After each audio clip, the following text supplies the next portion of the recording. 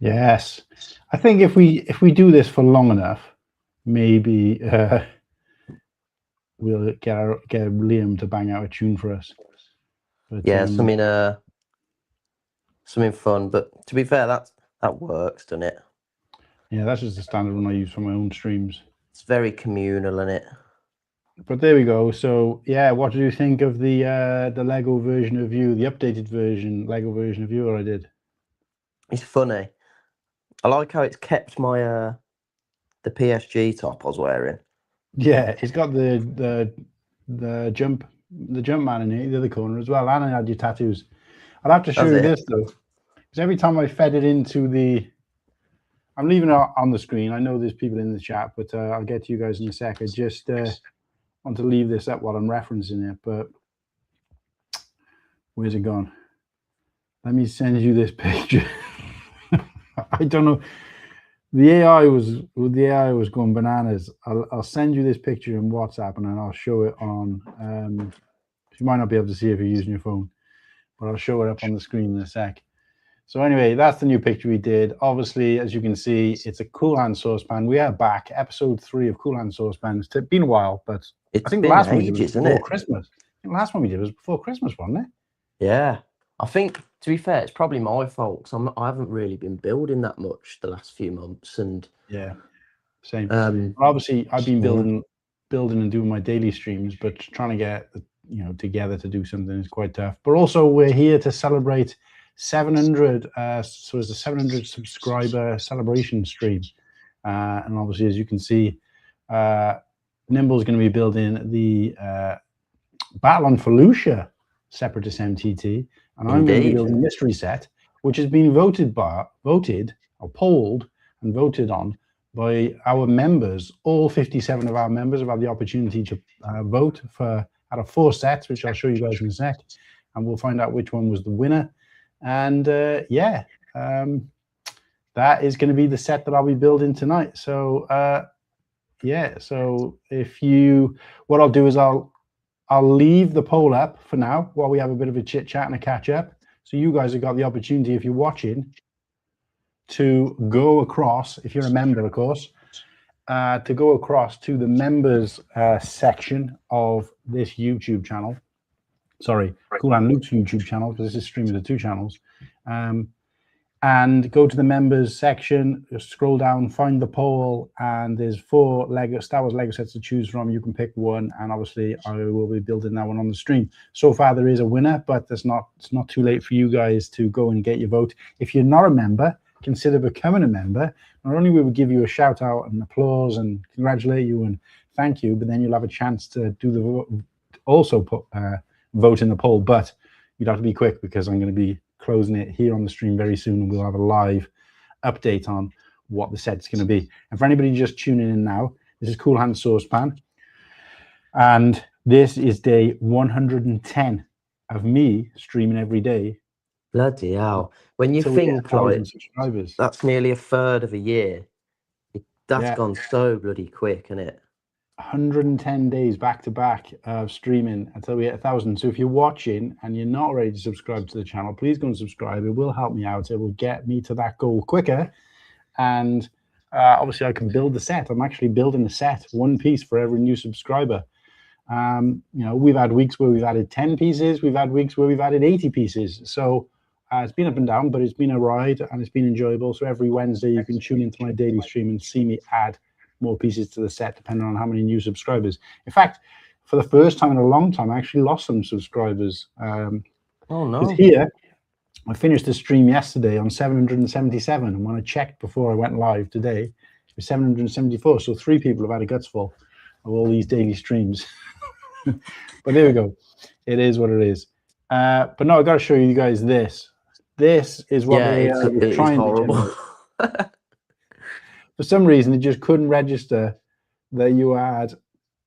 I don't know how it knew what tattoo you had on the outside and the inside of your arm, and it was trying to give you 3 arms. And even when I asked it to remove one of the arms, and it basically kept everything the same but gave you sleeves, so you couldn't see the tattoos. It's like I'm wearing pajamas in that. They've just automatically assumed I'm wearing red trousers as well. Yeah. So this is what would happen if Nimble's mum and dad were brother and sister, basically. If I was from Bristol. Or if he was from Bristol, yeah. So I don't know. Do you want to call out the chat, mate? Since can you see it? Can you see it now? Or should we give it a practice run here? I mean, I can see the comments from earlier. What can I see? I can see Liam Brick the Bed left us a nice early comment earlier. Hell's yeah, boys. And Papa Rex as well. Fantastic that they're both in Chicago. Hope they're having a brilliant time. Two, legends of the show, two staples. We wouldn't be who we are without them. So appreciate them. Even while they're out on their holidays, they got the time to leave some comments for the boys. Lego Team B as well.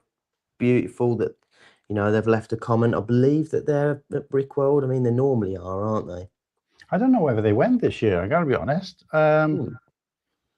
Guys, let us know. I don't know whether it's both of you or, but let me know if you're out there in Brickworld this year. Let us know, because I haven't heard from you for a while. But let us know. And of course, Lego Team B, you'll enjoy tomorrow's show. I don't know whether you guys, I don't think you guys are members of the channel, but tomorrow's show, I can't give it away because we've done a members only exclusive first look at the thumbnail for tomorrow, which we've started doing to give people an early idea of what we're going to be talking about on the show. Sometimes only about 24 hours before I actually post it. Other times, a day, a couple of days before, depending on what I've got time for. But you'll be interested in tomorrow's show, and you're one of the few people in the world who will have be able to have some input. What I will say is that there are some people calling in live from an undisclosed location during the show. That's all I'll say. Let's just say it sounds like it's going to be a cracker. So yeah, Lego Team B, thank you for being out there. We appreciate it. We've also got Tekla Sanchez, if I'm reading it right. Yo, what's popping? I'm guessing. I'm not down with the kids, you see. And WSP, I'm going to guess what's popping. But thank you very much for tuning in. Do y'all have the World Cup album? If you mean the World Cup Lego set, I do indeed, but it's in the loft at the moment, and the loft is out of bounds on the evenings because the ladders are above my son's bedroom and he's fast asleep. It ain't worth the risk of waking him up. Is he a light sleeper then? Not like my daughter. She sleeps like an absolute stone. You can't wake her up for love nor money. He's a deep sleeper, but once he's awake, he's awake. So, Christ. Yeah, I was so lucky with Maya. Not only does she sleep like a log, she's like that now as well. You can't wake her up, and even when she does wake up, like I've gone into a room just to turn a night light off or turn a light off in her bedroom in the past, and I might have accidentally woken her up. Not very often because, like I said, she sleeps like a stone. But even then, she'll just straight back to sleep. Yeah, so she's like me like that. I sleep really heavy. So it's probably like the best thing when kids are little, in it, that they sleep. I mean, there's nothing I'd swap it for. Honestly, it makes such a good big difference. But yeah, Tekla, thanks for being out there, as well as Sayori Mendez Villa. Cracking name, by the way. I hope I haven't butchered it, but yeah, hello. Thank you for being out there, joining us. If you haven't already, please drop us both a sub. Both got different targets for the year. Corhan's absolutely flying, whereas I'm chugging along with a few saggy tyres at the moment. But we're working. So yeah, thanks for being here with us. Muttley, the man, the myth, the legend. Good evening, lads. Hope you're all having a great weekend. And I am. Me and Muttley have been speaking today. I've both been grafting. it's nice to work on a Saturday when you know you're not working on the Sunday as well. So yeah, I've got a nice weekend ahead, and cool, Han, it's Father's Day tomorrow, isn't it? So special day. But yeah, Muttley, as always, thank you for being here. Lego Team B is live. They're with us 6 a.m. Sunday. Now that is dedication. Tuning in to a live stream at 6 o'clock. I must admit, I'm guilty of that myself sometimes. On a Saturday morning when I'm getting up for work, usually Hive's rant streams are on at that time, so I'm able to check in, but I'm down with the sickness. Wait, are they saying, nope, we're live, boys? Does that mean that they're currently streaming? I think it means that they're live. They're alive? They're just with us. Right. Not just in spirit, they're with us in the chat. Oh, okay, good. Come and check us out tomorrow. Who else we got out there? We got the queen of the Coolan gang, Sarah. Thank you as always for being here. Hope you're having a lovely weekend, Sarah, and the weather's not doing your head in too much. I've got to admit, it's getting on me tits a bit today, and it's not even that bad yet. We're due to have a bit of a scorcher, aren't we, next week, Mark? Apparently. I mean, we were supposed to have had it this week as well, but it never happened. So yeah, fingers crossed for some rain. I need to move to Wales, to be fair. I'd love it. Or Scotland. It's even better. It's always pissing it down there, isn't it? Yeah, and I'm annoyed because I started painting my fence. We bought paint for it last year, and we gave it did manage to do half the fence with one coat, and then we had really bad rain, and then every other time, so I had to it took me a day between me and my dad actually helped me with a little bit of it, a day to do half the fence between us, and then I did one side, he did the other side, but we only both got halfway down the garden. And I painted the shed, but I gave that 2 coats because I needed to move it into, it was getting boxed into a corner between the wall and the corner of the fence. Oh yeah, so, he didn't take offence, did he? No. But so I had to give the shed 2 coats, and I gave the fencing around where the shed was going to be 2 coats, because obviously I put the shed down the side of the house. So that I did, but the rest we only managed to do I'd say about 70%, 60-70% of the fence between us. And then we had the next day I was going to go out and finish it. I had really bad weather, and I was like, oh, great. And then the only time I had off then was Brick World and then a couple of other things. But every time we had nice weather, I was either in work or I already had plans. I was somewhere else. Whenever I had a day off or some time off, it was either pissing down or it looked like it was going to rain, so I couldn't do it. So I ended up going through. It was just so frustrating because you look out in your garden, and all you can see basically is a half painted fence. It looks worse than a not painted fence. But I planned some time this year to get it done. So again, as soon as we've had some good weather and it's dry, great. This week I had off. Get out there. So I was out there. What day was it? Monday. Rain this week, isn't it? Well, there was was this Monday? No, it was Saturday. No, it couldn't be Saturday because Mario was over. It was one day earlier in the week. I think it might be Monday. Yeah, it must be Monday. We had really nice weather. So I was like, great. Went out there. But of course, we had only given it 1 coat. And then obviously we've had a year's worth of bad weather and cold weather or whatever. That coat had basically started to strip off. So I thought, well, there's no point me going around and painting the bits around if the same thing might happen again. So I'll go over and just recoat everything. So I basically went over everything that I'd already painted, but not all of it, just the bits where water settled or whatever. So that's as much as I got done. And then the weather started raining again. I was like, fuck's sake. And it's been bad all week. So I haven't gone anywhere. So you want to get a sprayer. Oh mate. Yeah. The thing is the paint costs us so much money, but it's like an oil-based type paint. It's like jelly.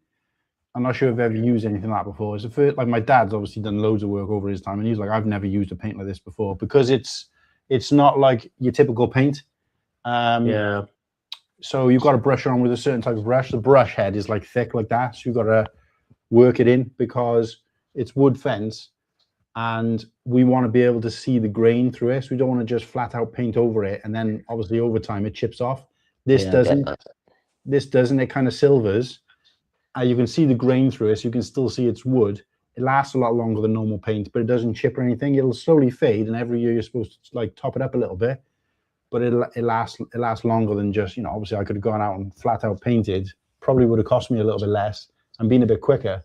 But, you know, we didn't like the idea of it just being a block color. We wanted to be able to still see, you know, that it was wood and give it that nice finish. So it's like an earthy gray.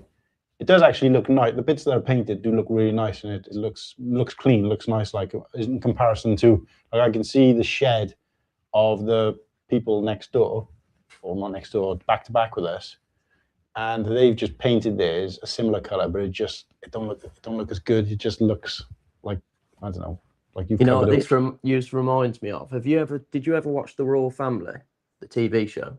Yeah.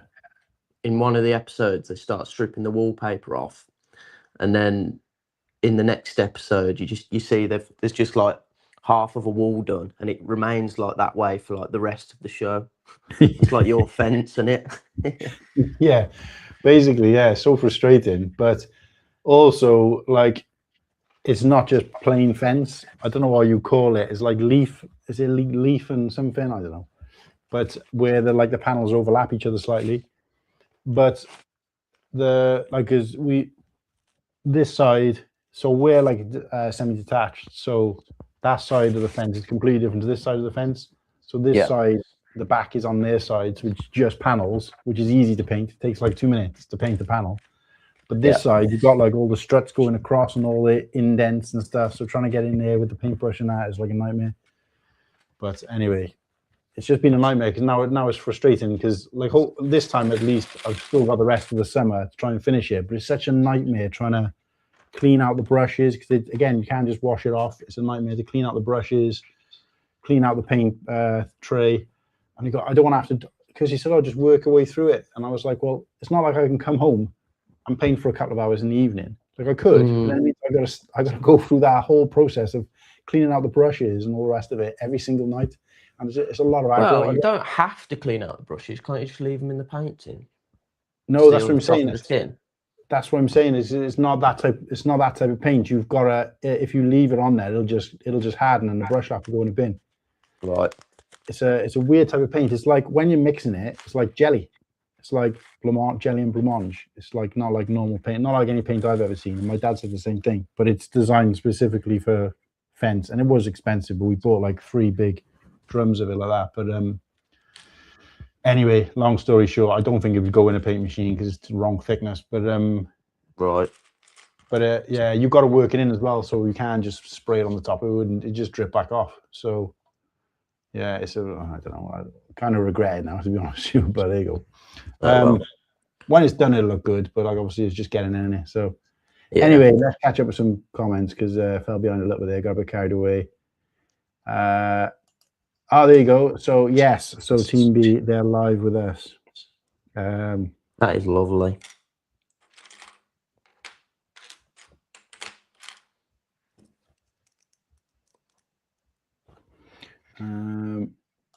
So we've got Papa Rex is in the house. How are you enjoying Brick World, Papa Rex? Hopefully everybody's out there. Have you met up with all the boys yet, Papa? We both sound pumped for Father's Day. Yeah, well, actually, my daughter's not with me. She's on holiday at the moment in Kos, in Greece, so I won't be seeing her. But last year, her and Kurt, she bought me a T-shirt to wear on Father's Day when I was out there, and basically, I completely forgot that I even had it, because I took so many T-shirts with me, and I didn't really need that many, and I ended up buying a couple out there as well when we were in Brick World. So I didn't end up even wearing it for Father's Day. I completely forgot about it. So, yeah. Well, I didn't actually know it was a T-shirt. They gave me a package and said, open this on Father's Day, and I forgot to, basically. And when I did remember it, it was in the evening. So I opened it, and it was like, oh, it's a T-shirt. Whoops, I should have worn this today. So obviously, we did our stream from Brick World on the live stage, and I think they were expecting me to be wearing it. I wasn't, so I felt a bit bad for that, but there you go. But no, I am generally quite happy about Father's Day, but like I said, if I'm not going anywhere, doing anything, or celebrating with Maya, it's kind of like, it's just another day, really, isn't it? So, yeah. Sarah saying, it's been lovely here. Breeze coming off the sea. I've been catching up on the annoying little jobs I procrastinated on. Yeah, same, Sarah. I've done the same thing because I couldn't do the fence. I was catching up with stuff indoors instead. So, a couple of little jobs here and there that needed doing. So it's always good to do that stuff as well, I guess. Joel's out there. We're doing Joel. All right, Joel. Everybody's saying hello to each other. Love to see it. Hey, Joel, good to see you, brother. So when I just got to ask this question, when Team B are on, because it's both of them, because it's Chris and Justine, I never know which of them it is. Is it both? Are you always both there, or I know you already said we are here live and in person or whatever, but I don't know whether it is actually physically both of you. But we don't bother painting fences here with the strong winds we get. There's no making them last for more than 3-4 years. Yeah, well, actually, my fence on the left blew down earlier in the year, and I had to have it some new pillars put in and cemented. The way it works on our housing estate is like an agreement, because it's under like a contractual type thing, because the housing estate's only like 10 years old, so it's still under this contractual type thing that you can and can't do certain things. Like most of them lifted after that, like you can't make any changes to your front garden, but that was in the first 5 years, so that's obviously out of date now. And there's certain things you can and can't do, and you pay like a fee as well to like people, and they come around and like landscape all like because it's obviously all like landscape in the front of the houses, like in the communal areas, like bushes and flowers and trees and stuff. So they come and they keep all that looking tidy, so the housing estate looks nice. But one of the agreements is that if the left side of your fence gets damaged, it's your responsibility. If the right side gets damaged or anything happens to it, it's the neighbour's responsibility. That's the general rule of thumb here in England. The left side is your fence, and the right side your neighbour's. Obviously, it's not. I'd never heard of that before. But I don't think I've ever had a garden with a fence. Most of my gardens have always had walls. So, but yeah, I didn't know that. The annoying part is that most of our fence faces the back area, so it's either the side I'm responsible for or the back, which obviously I'm responsible for. But so yeah, it just seems to be that that side seems to be the weakest for whatever reason. But and then obviously we got a car park out the back, so this housing estate has off road parking for every house, so there's no like cars parked, not supposed to be any cars parked in the streets. That's the way they wanted it, so it looks nicer. So you walk out and you're not seeing like cars parked up on pavements and stuff. Although most people ignore that anyway, or a lot of people ignore it, or they're too lazy to go and park in a car park. But yeah, so the back is the car park, and the front is like communal areas. So, well, yeah. So, but we are quite near the sea as well. But because it's all enclosed, we're protected from the wind, thankfully. So it's a bit of a wind trap here. So, Nimble, that's my entire house. I've only finished one room here. It's hard to get motivated to do stuff at your own house, isn't it? Because you get home after working, or if you're working at home, etc. How hard is it after a full day's work to think, right, I'm going to be productive in my own house now, when I could just sit on the sofa. I get it. How do you call? I'm not sure what you mean there by that, Stephanie. You might have to clarify that. Don't forget to like and sub, Steph. Yeah, we'll throw these up, even though they're not as relevant to this channel or this stream. But make sure you subscribe to the channel, guys. And like the stream. Wait, I can hear myself. Are you playing YouTube? No. Oh. Okay, so yeah, like the stream. Oh, it's gone now. I could hear myself then for a sec. Back to the comments. So yeah, let us know, Stephanie, what are you talking about? Force Bricks is out there. What's up, guys? What's up, Force Bricks? Force Bricks. Good to see you in the house, buddy. So Papa Rex is saying it's wild. Well, I've been looking out on all the pictures that people have been posting to see if I can guess which of them is Papa Rex, because obviously I don't know what he looks like. We haven't done a face reveal yet, have we? No. Like, we haven't seen live in the flesh. I was hoping to get Papa Rex on for a face reveal before he went to Brick World, so we could pop another cherry. But a lot of people pop their cherry on the Cool Hang show. Oh yeah, I'd seen there was an update to the Bricklink Designer program. It's not really my bag, but if Nimble wants to talk about it and we got time after this, we will. Just checked out new Bricklink Space Monorail. Wow. There's been a few. There was an update on the weekend as well, wasn't there? I saw it all over social media.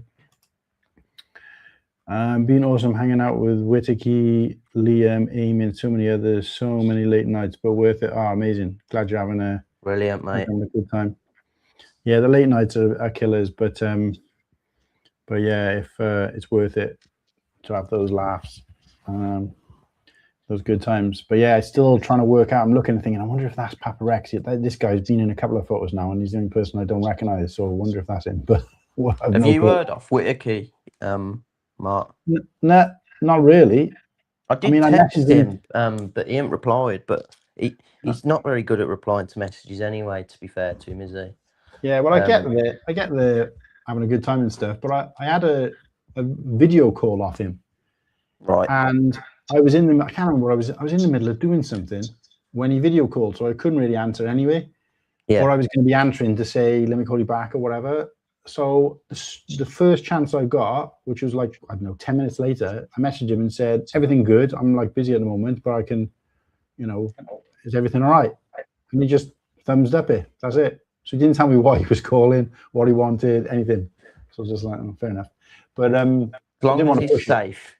So yeah, well, that's it. It looks like he's having a good time from the photos I've seen and stuff. So that's the main thing. But no, I've sent a message out to Ken, Liam, and Whittaky to say, like, are you guys okay to still do a bit of a call in from Brickworld tomorrow, so that I know to put you on the thumbnail? Yeah. And Whittaky and Liam were both like, yeah, I can do. I didn't hear anything from Ken, but I checked him on there anyway, and just because he did say he was going to try when he was out there, but I know obviously circumstances are where they are.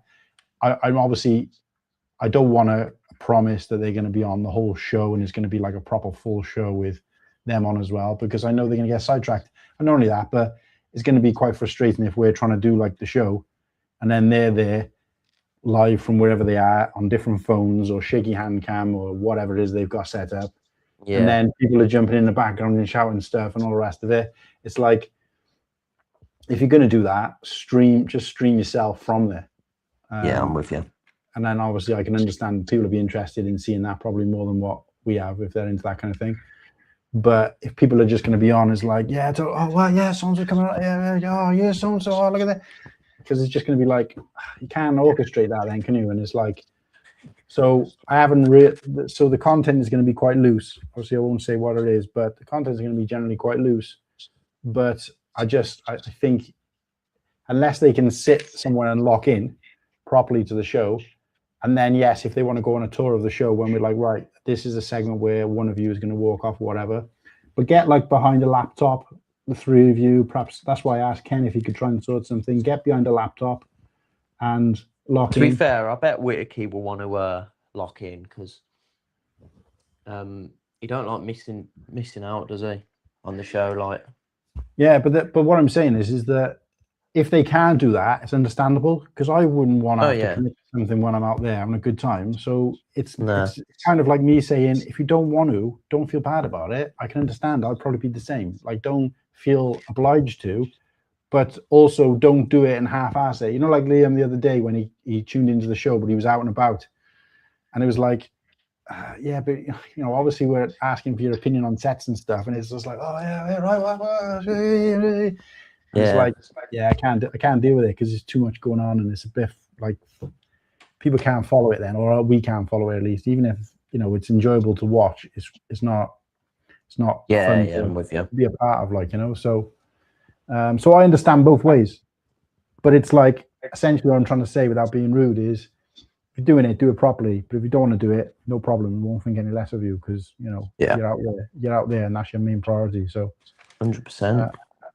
So we go 50-50 generally. We just slide panels in and out the pillars. Yeah. I know what you mean. Yeah. I'm not going to keep talking about fences.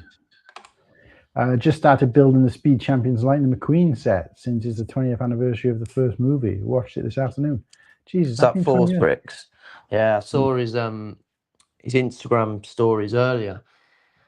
But yeah, I couldn't believe it either. 20 years is nuts. I can't remember growing up with Lightning McQueen. Fucking hell, showing your age, aren't you? Yeah. You absolutely fucking... I'll be 30 next year, which is a bit quite scary for me. I got a photo of Papa Rex. He just sent me one. No. This isn't... I think this is... Actually, is this the guy that I thought it might have been? I'm not actually sure. Yeah, I think it is. Do you want to see what Papa Rex is? Are we allowed to show it on stream, Papa Rex, or no? I mean, if you've seen content... Oh, no, he sent it me as well, to be fair. Yeah, let us know. I'm not gonna out you like this without... That's a cracking photo, mate. It is a good photo. And I can tell where they are as well, because I think, yeah, they're in the lobby. They look like they're in the lobby of the Rennie. Papa Rex, if you're still listening, that photo, it just sums you up. So whenever you're in the chat, you're always putting funny comments and laughing, and you just look like a really happy dude. So yeah, great photo, mate. Side note, this set has so many stickers. Oh, that's nice. I think all Speed Champions do, though. I think it's just a thing with Speed Champions, but I think you got to sort not expect it, but you have got to sort of expect it with Speed Champions, unfortunately. So I don't really like them. Vanessa is saying, like the stream and subscribe, yeah? Yeah. If you guys are watching out there, make sure you like the stream. Like, why wouldn't you? It doesn't cost anything. It's also completely free to subscribe. So blow us a kiss back. Subscribe to the channel. Thank you very much. Are we actually never closer to your set reveal? Yeah, I'm going to do that next. I just want to catch up with the chat. It's like blowing off here. I can't keep up with it. And of course, we start like a 20-minute conversation after every comment. So that's why I made sure I chose small ones, because I knew if I did a set like yours, it would take me about 12 hours. Yeah. I sent you boys a pic on Insta. You can show it if you want, but you have to guess which one is me. Okay, then, guys. You guys get to guess. There's two people in this picture I'm about to show. So everybody else who's watching, apart from obviously Papa Rex. Now these two guys, both very handsome guys, but one of them is Papa Rex. The other one is just some random nobody. So let's see if you can guess which is which.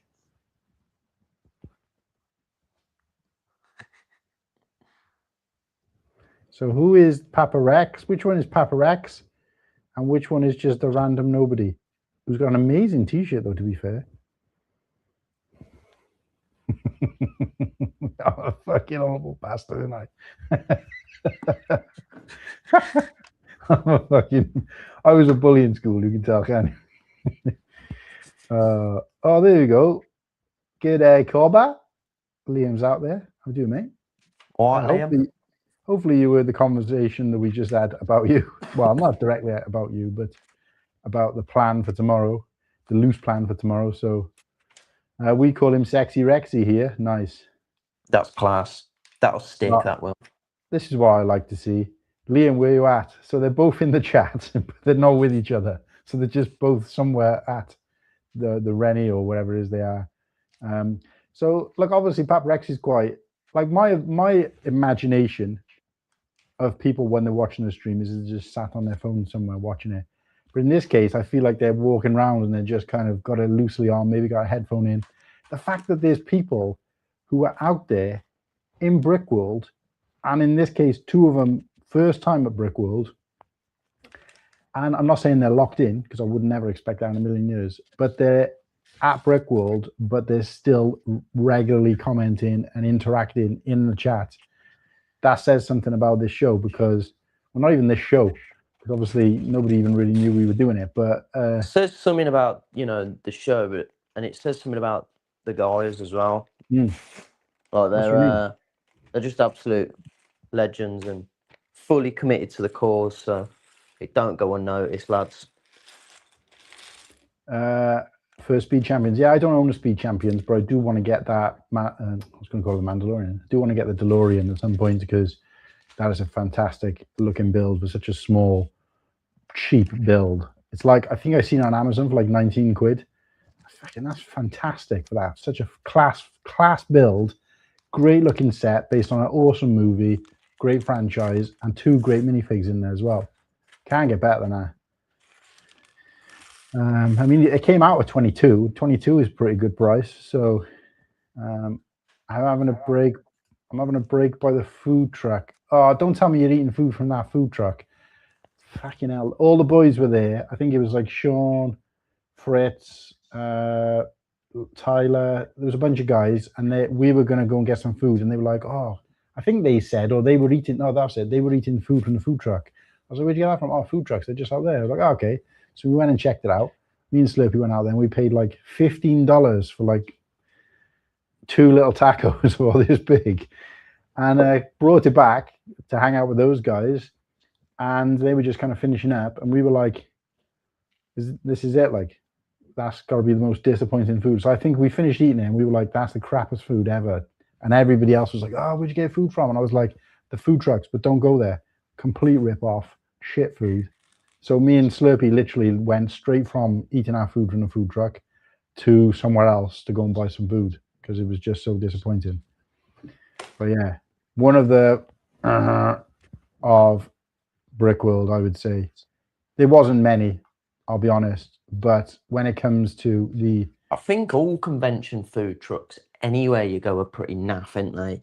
And the problem is they can charge so much because they can just get away with it because they're there and it's convenient. I know, but that's like to me, that's the people complaining about Lego prices, day release prices, and then they're in the queue to go and buy them on release day. Like, don't fucking eat there, and then they'll either have to go and be replaced by somebody better, or improve, or bring the price down. So I felt bad that I'd fed the beast. So anyway, that's the food trucks. Mohammed is saying hello. Hello, Mohammed. Welcome to the channel. Welcome to the show. Hello, Mohammed. Welcome in, buddy.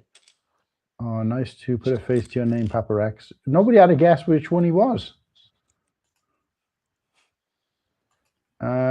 Didn't the right one appear on your channel like a year ago? He looks very familiar. I don't know. I feel like I've seen his face before, but I don't know. He's got a kind of a forgettable face, so I'm not sure.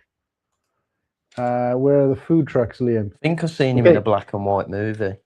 So when you get all the way down to where the convention hall is, Papa Rex, and you know where the staircase is, and then you go around the staircase to go into the convention hall, the main entrance to the convention hall. Before you go down that alleyway that kind of goes on a slight down slope where the staircase is, turn left, and there's a hallway that goes down, all the way down. Follow that one all the way down to the end, out the door, and it's across the car park there. They're assuming they're parked in the same place they were last year. It was across the car park there they were parked. There was only like 3 of them. So yeah. Sniff harder, Papa Rex. That's where they were last year, roughly. So that helps. Liam saying big love to the cool gang. So he's not letting you know where he is, but he's making sure he's still commenting. Top man. And getting the DeLorean Speed Champion C set later this year in September in London. Ooh, oh yeah, he's coming to London in September. Yeah. Damn. So yeah, because Forsbricks is straight out of Deutschland, isn't he? So German, isn't he? That's right. Forsbricks, are you a football fan? Are Germany even in the World Cup? Yeah. All right. Yeah. All right, YouTube. Let's see how this poll is going, guys, so I can start busting open the set. Just want to check my... Oh, right. So I can see that picture you sent me again, Papa Rex, with Liam and some other random guy. And I genuinely don't know who this random guy is either. So. I didn't know who that other guy was either. I'm not as in the know, to be fair. Yeah, it was while ACOB were doing one of their shows by the looks of it. I need to go on YouTube and find some, see what content's out there. But while we're on the topic of YouTube, if you are a member of the channel, Cool Hands channel, a sneak preview for a new video I just dropped is out there for you guys. Oh yeah, I do want to try and be a bit more active with YouTube videos. I mean, it's tough to find time for it, but I'm sort of now finding like a video sort of style and format which suits the time I can put in. So yeah, I want to try and do more, and when I do more, it will be available on Cool Hands channel first. So yeah, if you see it and you're able to drop it a like, leave it some love. well, we'll see it now live, because I'm gonna. Oh wow, I've lost another subscriber during this stream. It's just starting to slowly flitter away. All the work I've done is starting to disappear. I don't know what it is. It's weird. I keep fluctuating. I'll go through a spell where I gain a few, and then within like a couple of days, I lose a few, and it's like, oh, it's so frustrating. Force Bricks is saying the poll isn't on the stream I'm on. Yeah, you've got to be a member, so it's a members only poll. Liam, if you want to know what Nimble's building, you've got to check the description. I used to be, but I'm not anymore. Used to be what? Football fan, I'm guessing. Oh yeah. Fair dues. Something must have happened. Right. Can't be a Bayern Munich fan. I got to be careful what I show in here, because obviously some of this stuff is exclusive to members. So obviously if I show it on the live stream, then everyone will have seen it, and it kind of defeats the object. So let me just find what I'm looking for. Excuse me. All right, that's a sneak peek of that. So that we can do, and that we can do. So all right, let me share screen from there. All right, guys, about to show you what we're talking about. Don't need any audio from there. There you go. So as you can see, this was the video that Nimble was talking about. So Nimble's created this. So this is his thumbnail, and obviously I've just put a member sneak peek for the channel. Yeah. So you guys can get an idea there. I'll read out what I've put. So members only sneak peek. Amazing new video from the legend Nimble Saucepan, due for release next week. But right here, for you guys to take an early exclusive look. Now this isn't just a clip, because obviously, you know, this isn't a sneak peek of the thumbnail. This is a sneak peek of the actual video, and not even a sneak peek, it's the full video, but you guys get an early exclusive look at it. It's not being released till early next week or mid next week, so we've got a few days to check this out before the rest of the world.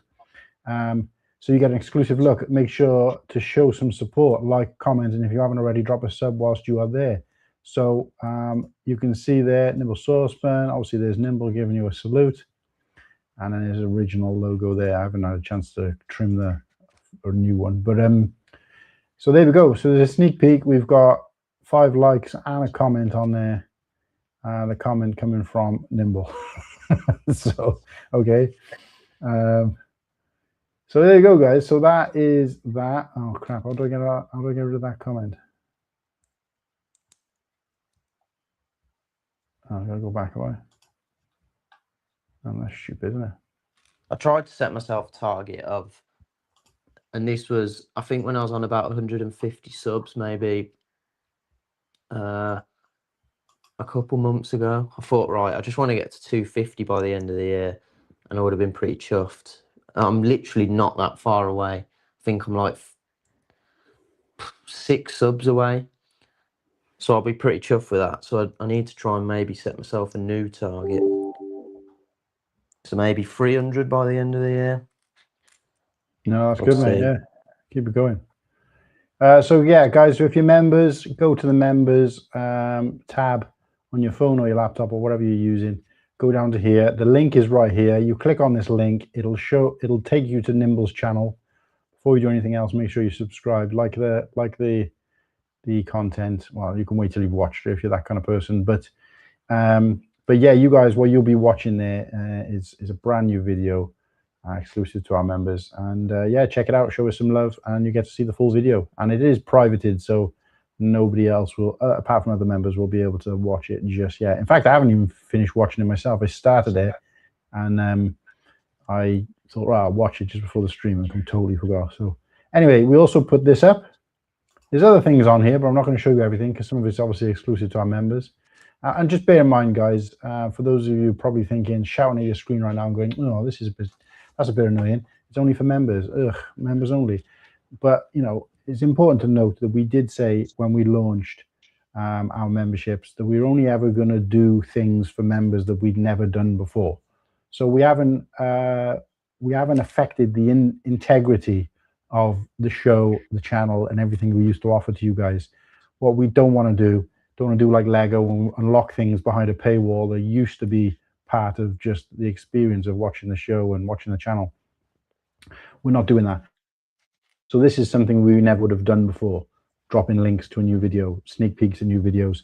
So, you know, it should be an add-on experience. You should get the normal experience like we've always had from day one, and then the add-on experience, which is part of being a member. So I want members to not to feel as if we've now got to pay for something we used to get for free, like Netflix and Prime, where they now want to charge you to not have adverts when you want to watch a movie or a TV show, whereas you never used to pay for that before. I don't agree with that. I think it's morally wrong.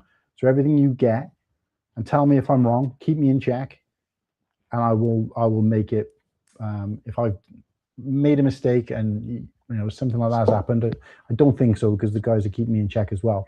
But so these are things we wouldn't have done before. I never would have put a poll out before on what sets to build on the celebration stream. So I think I don't even think I ever did polls on my YouTube channel. But so these are something new that I'm doing for the celebration. So yeah, this is an exclusive experience. It should be like anything else where you pay more, you pay to get more, not pay to get something that used to be free. But getting rid of that spiel. So members only poll recently hit 700 subscribers, and as I told you guys when we started at 311 subscribers, we were going to celebrate and do a celebration stream every time we hit 100 threshold. This is the 700 one. The challenge streaming every day to hit 1,000. It continues on, but which set should I build? So we've had, doesn't say how many people have voted. Oh, sorry, 8 votes. So we've had, looks like 1 for the Jedi Bob Starfighter. I didn't see this. I would have voted. It was not too late, mate. I haven't closed it yet. There's 2 votes in there for the Tantive for MIDI scale or Starship Collection. Most of the votes there look like they've gone. So that would be. To be fair, if I was voting, I'd vote Jedi Bob Starfighter. But the Droidica is probably the best set here. 5 votes for the Droidica, nothing for the Death Star run diorama. The other thing I've been keen to do as well, guys, when I've been doing this, is to make sure that every time I do one of these polls, it's 4 different sets. Because otherwise, if I take in the 3 sets that didn't get voted for last time and then just added 1, it kind of seems like a bit of a cop-out then. It should be 4 new to pick from to make it more, I don't know. I probably think too much about this stuff, but my brains works overtime behind the scenes. But I want to make things, well, the guys will tell you, I like things to be just right. And sometimes to a fault. Sometimes it can make me a bit anal, but I'm just always conscious of the entertainment value or the interactive value and yeah, sometimes it can make me quite annoying, but I want to do it right, and of course seeing you guys engage with this and give the votes is fantastic to see, so I really appreciate that. So and of course this was a sneak peek for the members of tonight's show, which of course is now live, so you guys, everybody can see this now. What's he going to be building there? What am I going to be building? Who knows? and then of course another wave from Nimble. So there we go. And if I was to scroll up, there's actually more sneak peeks and then other things for you guys to get involved with. So, you know, the membership thing is there. And of course, we're only a month in, less than a month in. So there's still, you know, I feel like we've done a lot for members in just a short amount of time. Bearing in mind, we've also got the, you got your emojis that you can use during the chat. You got the, what do you call them? Monthly, what do you call it? Achievement logo, target logo. I can't remember what it's called. You get the little symbol next to your name for how long you've been a member. So those things are cool as well. I know there's a lot of people out there who are gifted memberships, and I know that those people, you know, especially the ones who've never really watched or engaged in the show, they're gonna flick off. When it times out, they're not going to renew. So currently we've got 56 members. I don't expect that to stay that way. It is going to go down. But hopefully some of the people who are gifted a membership, who have been watching and tuning in, will find it worthwhile to you know, resubscribe or whatever, and keep their little symbol, not have to start again. And of course, you guys will also be getting the opportunity to vote for what you think should be the symbols for each. You guys you'll get to choose what. It's going to be very, very interactive. So the next time we can launch more emojis once we get past so many members, I think.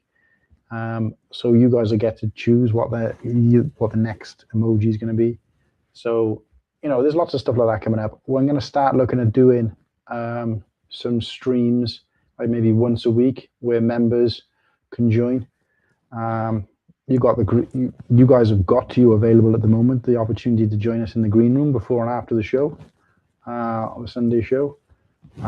If we do a Cold Fusion stream, you've got a reserved seat, first come first serve, but a reserved seat. Obviously, if we did one tomorrow, I can have all 57 people on there, but it's within reason. But to join the panel, there's lots of different stuff, and then we're going to start doing, hopefully soon, members only streams. We're going to be doing exclusive looks at our super chats and things like that. So yeah, lots to come. So exciting times. But I think ultimately the answer is I'm building the Droidica tonight. Nice one. Yeah, give my voice a rest now. You can talk for a bit. Hang on. I'm scoffing, for those at home, Percy Pigs, and these are the best version of Percy Pigs. They are what are these ones? Fruity Chews. The missus went in to get dinner this evening and picked me some up as a Father's Day snack. Oh, so you're eating them early. Naughty. I am. Well, I thought, crack them open for a Saturday night build stream. But Jason, how you doing, mate? Fix my brick. Just saying hi. Out with the wife. Fix my bricks as well. Always very grateful. Always sharing my stuff and anything I post on Instagram. Always very grateful, mate. Thank you very much.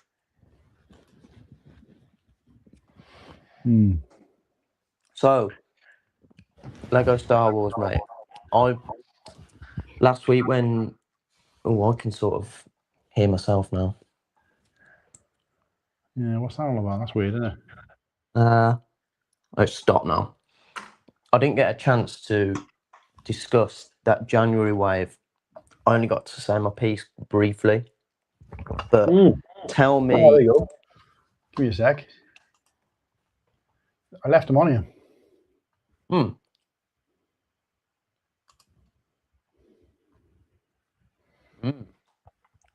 So, and before you tell me right or wrong, I've got an opinion on this about me and you. I think we can sort of offer very different scenarios with this, because your opinion comes from someone who's probably got a version of all of these. Yeah. Whereas I come from a newer fandom with Lego Star Wars. So there's nothing on here apart from the Best in Duel that I've got. So for me, this is an extremely exciting wave. Whereas, and I think you can appreciate that it's exciting for me because it's new. Whereas I can appreciate the wave for you might not be exciting because it's all a rehash pretty much of stuff you've got. And the upscale Pilot Luke minifigure, which is new, isn't your thing anyway. Maybe the Darth Vader art might be. I don't know what where you stand on that sort of stuff. Yeah, I think that obviously this is going to happen to people the longer they've been in the fandom, and I don't even feel like I've been in it that long because it's only been like, I suppose it has been a while. When did Force Awakens come out? 2015. It's been just over 10 years since I started buying Lego Star Wars. In terms of getting into collecting it, just less than 10 years because it was kind of between Rogue One and Solo when I started like actively going out and buying sets, and getting into it like that way. But obviously, the longer you've been into something, the bigger chance this is going to happen. But also, I feel like I was watching my boys over on Brick Hour podcast, and if you haven't already, go and check out the episode that I featured on. You won't see me on the thumbnail; you have to read the description. I watched it. Brilliant. But I was, lucky enough to get a chance to be on the show. But I was watching the one that Hive was on, and they were talking in there basically about how Hive was saying specifically how it frustrates him when there's so much depth to lore out there. That we're releasing things that we already have had. And if it was something that we had 5, 10, 20 years ago, fair enough. But when almost this entire list is something that's been out in a short, within, almost this entire list, there's been a version of, or even the same version of, within the last sort of 5 or 6 years in a short space of time. So that can be frustrating because I think they were saying that there's like an agreement that Lego has with Disney, I guess, that they'll release like a Darth Vader every year. They'll release a Luke every year. They release an X-Wing. They'll always have a version of an X-Wing on the shelves or whatever. But they just said that, like with the X-Wing now, they've released an X-Wing that's blue. So that's different. So they've released an X-Wing. They've met their quota, if that is, the truth. Obviously, we don't know for sure. Yeah. They've tried to do something differently. Yeah, it might only be a different color, but why can't they do stuff like that all the time? And the fact that they're just releasing like the same thing just to keep the steady fans happy, which is great, but what about the fans, the long-term fans? It's almost like when you want to go and join Sky. If you want to join Sky TV, they'll give you the best deal in the world. But if you're already with Sky, you can go fuck yourself. You don't get nothing. That kind of thing. So it looks, it's a little bit like that. So for me, what they should be doing in a wave like this, and I know obviously Lego hasn't released this as a chunk. This is something that someone else has gathered in terms of information. Might not be 100% true, might not be 100% accurate, and they've put it together in a list. We've got to not look at this and look at we got to try not to, or I've got to try not to look at this and be like, this is a list that Lego's released. They're releasing these sets. So for them, there could be another list like this that's intertwined with this that we don't know about, of sets that have never been released before, or brand new, or something from the Old Republic, or whatever it might be. We don't know. Yeah. So I have to, and I've got all that at the front of my mind. So I am thinking about that as well.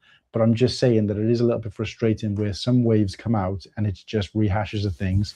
They should be trying to appease current and older fans and trying to appease everybody. I get that they're trying to tap into a new market. Fine, that makes sense. And I want to future-proof Lego. I don't want, and they were saying that like Lego isn't their #1 license anymore. For the first year, last year, it wasn't the #1 license. It's dropped down to like 3rd. And that's going to keep dropping down with time because they're not putting movies out. They're not honoring the original trilogy as much as they did. Like kids are going out there and they're buying these sets now that are coming out that they have no reference to necessarily. Yeah. So yes, okay, The Mandalorian and Grogu came out, but in terms of Lego output for a newer audience, it's like 90% less than it used to be. It's almost 100% less than it used to be. So there's nothing. So what they're saying is that eventually the people who are buying Lego now, the main bread and people who are buying Lego are going to age out. Yeah. And then there won't be a new. So then it'll drop down and drop down and drop down, and eventually it might be gone, because it's like, well, no, there's no legs left on it anymore, because people just aren't buying anymore. Just like, there's been loads of licenses that have gone because they just ran out of legs. Ninjago is a perfect example. Not Ninjago, sorry. Bionicles. Because all those kids, they loved it and they grew up on it and they were buying it. But when they grew out of it and started going through their dark age, nobody was buying it because it had no history. It wasn't based on anything. It created itself. So I don't know. So for me, it's always like, and I think I probably put it better in a hell of a lot less words. But what he's saying is that they need to be still sprinkling in something that we haven't had before. New figures we haven't before, new sets. But those sets, they need to be doing new stuff. So like, for example, the Embo, we needed a new Embo, not a new figure, but we needed a new version of Embo. We got his dog, great mold, and those two kind of mech type thing, or that mech type thing, sorry, that one mech thing. So they're doing something new from a film. It's great that we've not really had before, or bringing back a figure we wanted to. They're doing a little bit of that, but not enough of it. But they also need to be dropping in things that we've not had ever. Just every now and then, even if it's just one set a year, just to appease the people. Do you see what I mean? So what I think Lego can do better on that is, I don't think they target like relevancy. So for example, Maul was a brilliant show, and I think it's universally pretty well rated. So I feel like if there was a 1 or 2 sets released for that, I think it would have flew off shelves. Same for like Bad Batch was incredible. I loved it, and I think we've got like 2 or 3 Bad Batch sets, and one of them's the fucking Justifier. It's an Andor as well, like incredible, loved by adults, very highly rated. If they released like, even if it was an 18 plus, just more Andor sets, I think they would have done brilliantly. But again, they're just sort of pulling at the strings of classics a bit too much now, where they need to sprinkle in relevancy. So even if it's just one or 2 more sets per year that are just on shelves the same time as the show. Like I remember the good few years back now, I think, when the Ahsoka season 1 was actually on the telly, and the Ahsoka sets were on shelves, and I remember buying like the Ghost, and I was just so excited. I mean, that's a good set anyway, but I just remember being like so excited to buy that and build it because it was on telly. Like you do get like the recency bias, don't you? And it was like the when I watched the Mandalorian Grogu movie, I watched the movie and I come out thinking, oh, I really want that new Razor Crest now, because it's just, you get that recency bias with things. So I don't think Lego do. Well, I don't think Lego do enough on their own part to target that. No, you're right. Like I said, some people might be shouting at me and saying, "Well, hang about." Wait a second, let me get rid of this comment a sec. They might. Oh, let's get rid of this as well.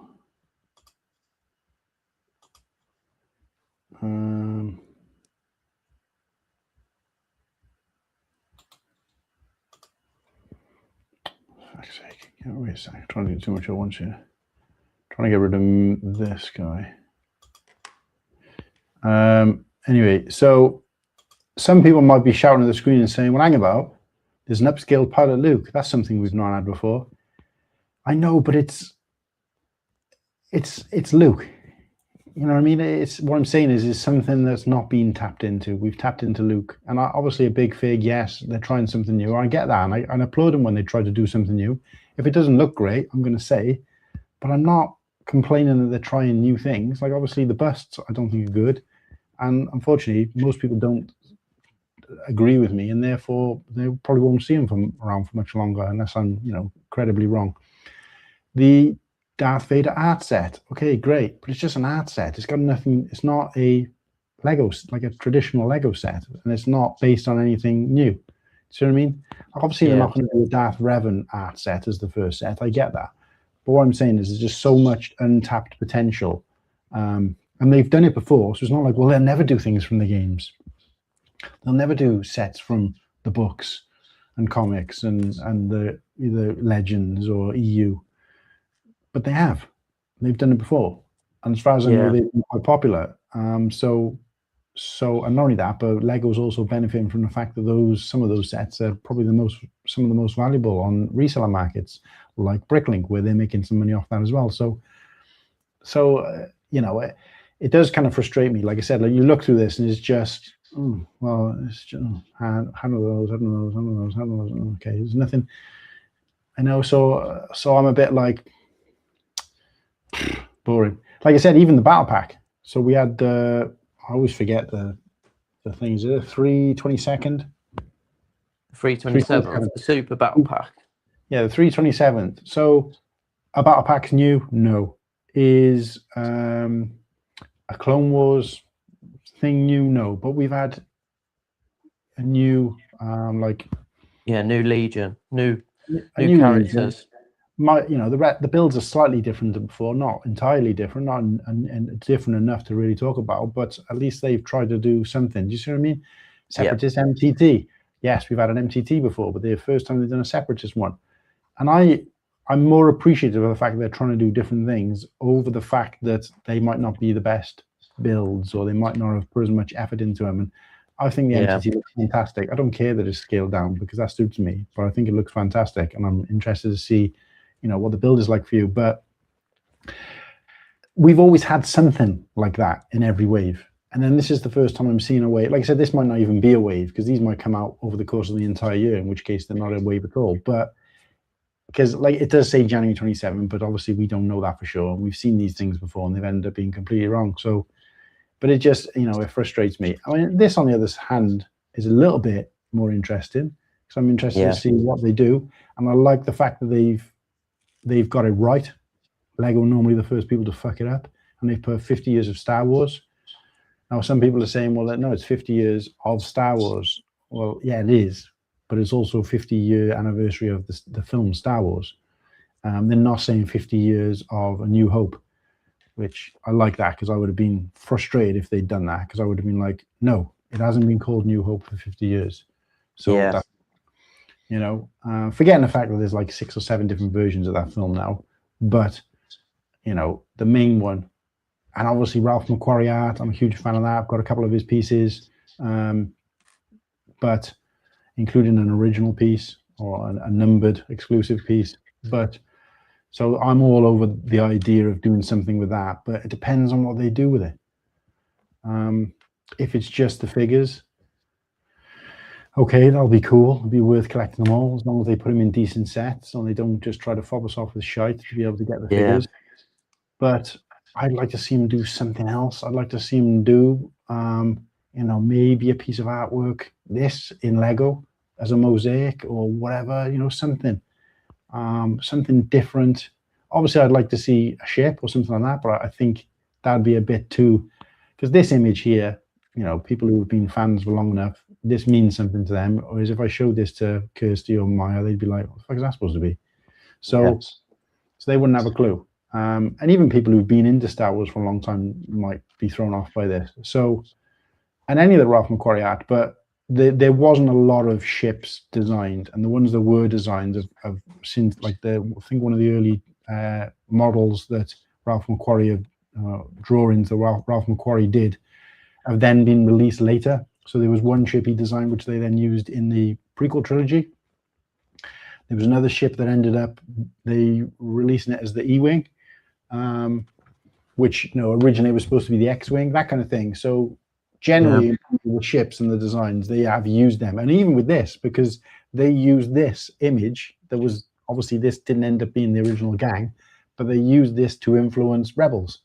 So so that's Zeb at the back, or what became Zeb. So So they did stuff like that, you know, and like with the R2D2, I know R2D2 has got arms and stuff anyway that come out, but this was more of an influence for Chopper, because obviously he's got those arms that are kind of kicking about all the time. So that kind of thing, like, you know, I like that they do stuff like that. But yeah, it'd be interesting to see, I guess. So it's definitely intriguing, isn't it? But well, yeah, well, you built the entire chassis, and I haven't even opened my box yet. I'm doing pretty well, and I must say this build is extremely complicated, and like I've built quite a lot of UCS sets, and big ones at that, but so far, like the mechanism and stuff as it slides out, it's just giving me a bit of a head fart at the moment. I mean, I've sussed it, but yeah, it's definitely. I mean, what age does it say it's for? 9+. Like a 9-year-old is going to be struggling to do this. You know what I mean? Yeah. Like I've built. I think that was in the other way around, wasn't it? Huh? That piece was in the other way around when it came out, didn't it? Oh no. No. It's supposed to be like that. Force Bricks is excited for the wave anyway, so yeah, I'm glad other people are. Like I said, I'm not hating on the wave, you know, because I know there's people out there who'll be interested in that kind of stuff. But, you know, as a fan and as someone who likes to buy Lego, well, of course I never buy it day one anyway, so it doesn't really make a difference to me when it comes out. But it's like kind of a little bit disappointing, especially because it's the 50th anniversary of Star Wars. To me, that does say, yes, it's 50 years since that movie came out, but it's also 50 years of the franchise being around, right? Because an anniversary of something that starts shows the history. Now, Lego have done that before, so they celebrated 20 years of Lego Star Wars, but not just re-releasing sets from that first year, but sets throughout the 20 years re-released. You know, some up to about 10 years that had been out like 10 years after. So it was like a hark back to their history. So I'm hoping the Lego do the same. And for that reason, there could be a lot of things in there. Pretty much, well, I say a lot of things. Could be anything and everything that's got anything to do with Star Wars has happened within 50 years, obviously. So to you won't have seen.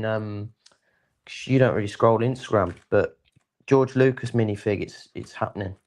Oh, really? Yeah, which I'm really chuffed about, to be fair, because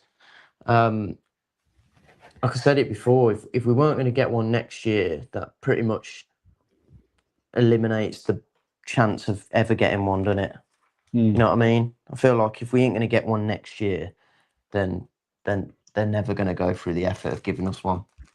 No, that's a good point. Yeah, I think you're right there. But Force Bricks is looking forward to the Bespin Jewel. I've got the diorama one, or not diorama, but you know which one I mean. So that one I'm not that bothered about. The rest of them, excited. Mustafar Duel is probably a set that if it didn't have the anniversary fig coming in it, and if it was just ended up being Anakin and Obi-Wan, I probably wouldn't be that bothered. I'm not mad on these like battle scenes sets. I fall into the category where when Lego are targeting like 18+ stuff and display stuff, that intrigues me. So like the upscaled figures, I'm really excited for them, and I'm gonna probably try and get them all. I think they're gonna look wicked on display, but the Darth Vader art as well, that intrigues me, because it could be anything, and because it's at a price point of, I think it said $60, so what's that, like 50 quid for us? It's going to be, I imagine it's just going to be like a mosaic, isn't it?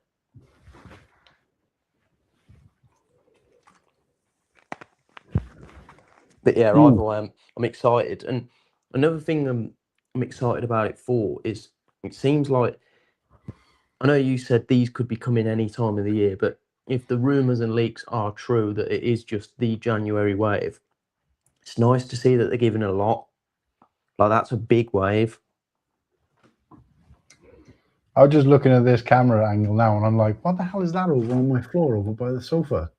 Like, it's a big... I'm looking over, and it's not actually anything there. And then I realised it's my fucking mouse, isn't it? Because I was looking at this and thinking there was something in the background. Let me just go and draw my curtains. Because it's got to that point now of the night where it's pitch black outside. I can't see anything, so someone could be stood right outside my window and looking in, and I wouldn't have a clue. I hate that. Kirsty's gone to bed and haven't didn't finish her 7-Up, so I'm going to finish it. No, I'm not a big fan of pop. I'm going to make another brew in a bit, to be fair. I was going to make a cuppa, but... You need to actually start building something. We're like over an hour in and I haven't fucking built shit yet. Right, let's get that thing on charge. What are we doing now? So how are you getting on with your cut off tonight? I haven't got one, mate. No school tomorrow for me. Sound. I'm easy tonight, mate. I don't know why, but this camera seems to have like a fisheye type thing to it. I don't know why that's doing that, but it looks fine my end. I'm going to bust open the box now for everybody who loves seeing me bust open boxes. Muttley's out there. The lack of a UT80 last year just shows they're not willing to take risks with sets like they used to. No, you're right. Did you see that the guy who made from the ATT that came out 20, that's still on shelf with me as well, but I wasn't going to get it because I had the last version and the first version. The ATT? Yeah, I think it's just retired, or it's either just retired or retiring, but I think it's sold out now. So I think it's at the point where, like, yeah, you ain't getting it from Lego now. So I got the second and the third version of ATT, so I thought I don't need another one. Would like to have the Cody, but you know, it is what it is. And again, frustrated they didn't release that. But this guy has built a really good looking UT80 using just the parts from that set. And I'm like, you know what? That's, for me, that UT80 is so good, looks so good. And I trust this guy because I've seen his builds before, that I would be tempted to buy that just to be able to build that UT80. So go and check that out. We're finally getting the George Lucas fig. Yes, discussed. Give me a big vid Cody or Rex over Luke. Yeah, I still wouldn't touch it, but I can see that there's probably be more demand over something like that. I think a clone trooper would do very well. I feel like my sort of age is sort of the target audience for these upscale figs, and I think a lot of it stems from like people my age. We grew up with the complete saga. Yeah. So like, I think it's got the same sort of vibe. You know what I mean? Currently starting bag 3, and they gave him a brain. Oh, a pink brick. Yeah, that means everybody had cake as well. So. Muttley, if you're still in the chat, sorry, Martin. Muttley, if you're still in the chat, what did you think when you were building this MTT? Did you think it was quite a complex and clever mechanism as well, or am I just being a bit of a div? Probably the latter. Nimble, are you enjoying the wholesome fan videos from the States? What? I know what you mean, because the World Cup videos, it shows like all the fans from different countries of the world all like mixing together and having a laugh, and it does look a really good crack. I think one thing that does make me happy to see is like you see like other countries and USA in particular when they're cheering and doing chants and how positive it is, and then you go to like the English and the Scots and they're just singing like your mum's your dad's your mum and all that sort of stuff, and we are just so bloody different, aren't we? Yeah, the American chants where they're like, "We love you, footballers," or something like that. Right then, guys, Droidica was picked. The box is slightly damaged anyway. I actually won this. For those of you who weren't tuned in, we did our Christmas show. Not Christmas just gone, the Christmas before, so it would have been Christmas 2024. And I was actually, no, Yeah, Christmas 2024. So I was recovering from a hernia operation, which I had just before Christmas, and I had some complications because it was a more in-depth procedure than I was expecting. So I was off for Christmas, and we did our live show, and I got a message from a guy called Galactic Brecker. Go and check him out on YouTube. Now a big Whatnot guy. He even went, like, I'm not a huge Whatnot fan myself, but he went to a convention recently, and he was there doing a live show on behalf of Whatnot. So he's really gone up the ranks with Whatnot, which is great. But Galactic Breaker, he did a giveaway, and I ended up winning it, and I showed the video of me winning it live on our show, and it was great to get it. So I did a video as well. There's also a video on my channel thanking him for this, which is like a year and a half old now, but still haven't built it. This is the time. So shout out to Galactic Breaker and everybody over there at Whatnot. And here it goes. So how do we open the set? Are we gonna, this one doesn't have thumb tabs, so are we gonna open it neatly, or are we gonna do the classic rip? Punch it. Kick shit out of it.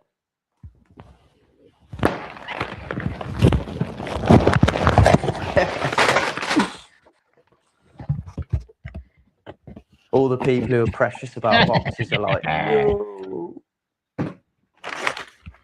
Oh, look at that. That's my first ever Printed plaque. Printed plaque. Wild. My first paper bags as well. Really? No. No, I haven't had many though, I'll be honest. Stickers. I had a set. What set did I build recently? I think it was Cobb Vamp Speeder, and I got all plastic bags in there, and I just like, I couldn't fathom it, because I was like, in the UK we've had paper bags for, do you reckon, well over a year now.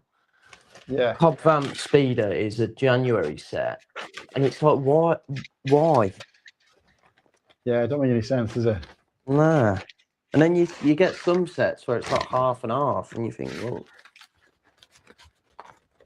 yeah, I don't know why they're playing out there. They kind of haven't fully committed to it, have they?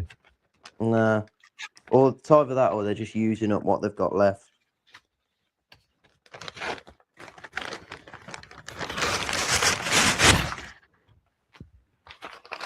It's not a bad build, and the mechanics are pretty interesting. I've built the MTT 6 times. Well, I'll be honest, this is the first time that I've had paper bags where the bags inside the paper bags are paper bags. All my other ones, all my other paper bag sets, and it hasn't been that many, I'd say 4 or 5 tops, have all had plastic bags inside the paper bags.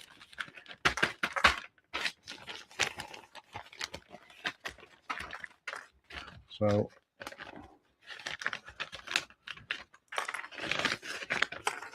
I was going to ask you something. What was it? Oh, have you read New Dawn? You know, the Hera and Kanan backstory novel. Yeah, the blue cover with them both on, isn't it? Back to back. So I think I've never read it. 100% I've never read it, but I don't even think I own it. And there's obviously got a lot of Star Wars books, but my percentage of Star Wars books to read Star Wars books is higher than my Lego built to not built. Yeah.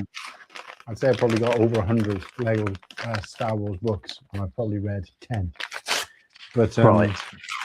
But no, I did want to read that one, but I don't think I've even got a copy of it because it was relatively newish when I was really into collecting books, which is like round about the time I first got into Lego, to be honest. So. I've literally just finished it, and it's a cracking read. Is it good? Yeah. Yeah, it's really good. I've just picked up my next book. Got it here actually. I haven't even opened it yet.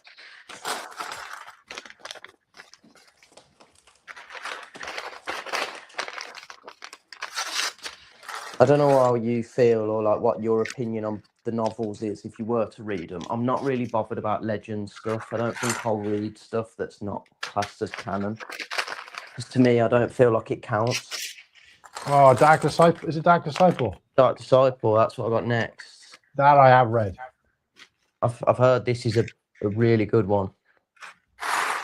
It is really good, and you will be able to relate to it better because they've since released like visual content that's kind of connected to it, whereas it wasn't at the time. So that book was, the idea for that book came from an episode of Clone Wars that was never released. Yeah. Obviously it explores in a bit more depth than the episode of the show or the arc of the show would have, but as a book always does. But since then they have done something with part of that storyline. Tales of the Underworld, wasn't it? Yeah, so they kind of explored it a little bit in there. So yeah, worth a shout. Ooh. Better show this camera probably. Yeah, nice. I think that might be my first one of these I've unpacked. Is it my first 25th anniversary? I don't know, you've built R2, haven't you? Surely. No, I didn't build that. Kirsty did. So that was her set that I bought for her. So I don't class that as mine. But did you build? So this wasn't a 25th anniversary set, but it was one of. So they added these. So these were with all the 25th anniversary sets, but they were also with the UCS that year, and just this, wasn't it? I think they were with every set that year. Hey? I think so. Yeah. That's cool. It is cool. It was. But I say that it was cool to get the first one or two, and then after that, it's just like, oh, another one. You know what I mean? Because people like us who buy, over half the sets of the year, you end up with a fucking lot of them. Yeah, that's true. I suppose that it'd be a good excuse to, if you had them all on display next to each other, you wouldn't need one next to each, and then you could sell them for a few bob, probably get a few bob from them. So if I put like all my 25th anniversary sets together, and I just had like one of those in the middle, then I could probably get away with selling the rest. Yeah. And you'd probably make enough off just selling that piece, like on Bricklink or whatever, to buy another set or make the money back off one set. So lots of little pieces in this. I don't think I've ever seen a set that's got so many little pieces. Even the probe droid had a couple of big chunky pieces. It's a really, like, once you've built that, it's pretty near perfect, to be honest, or is pretty perfect. The only issue is it doesn't scale with all the other buildable stuff. But yeah, but when the set is that good, I don't think it really matters. Like, for me, I wouldn't be displaying it all together anyway. Same. So it sort of doesn't matter to me, but I get why it's a problem for other people.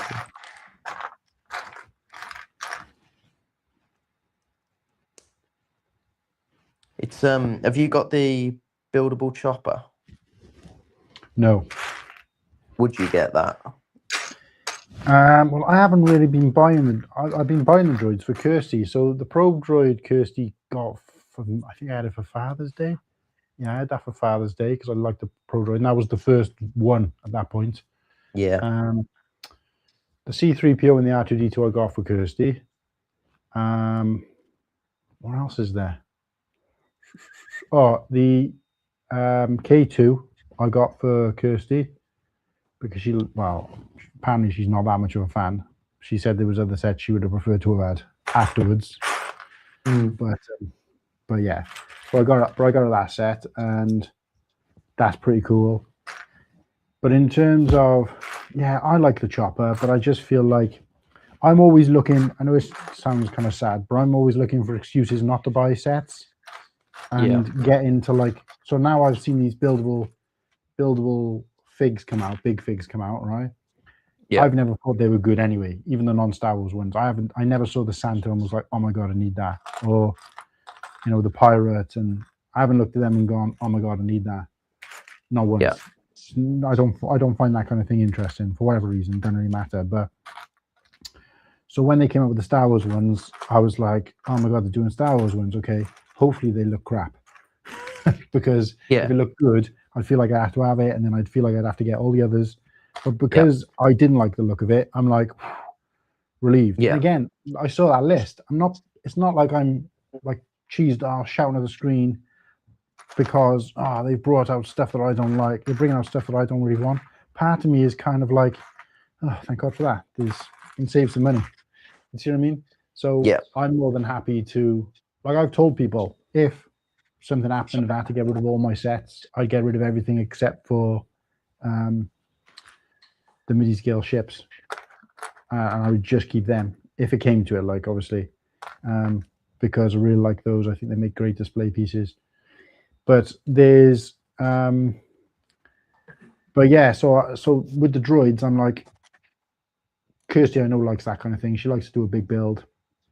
She's generally into more into the droids in general anyway. But when they came out with Chopper, it was the first time I was like, I feel like I need Chopper. So I do like Chopper. But the others I would never have bought even if like me and Kirsty, even if Kirsty didn't like him, I would never have bought him. So I don't feel.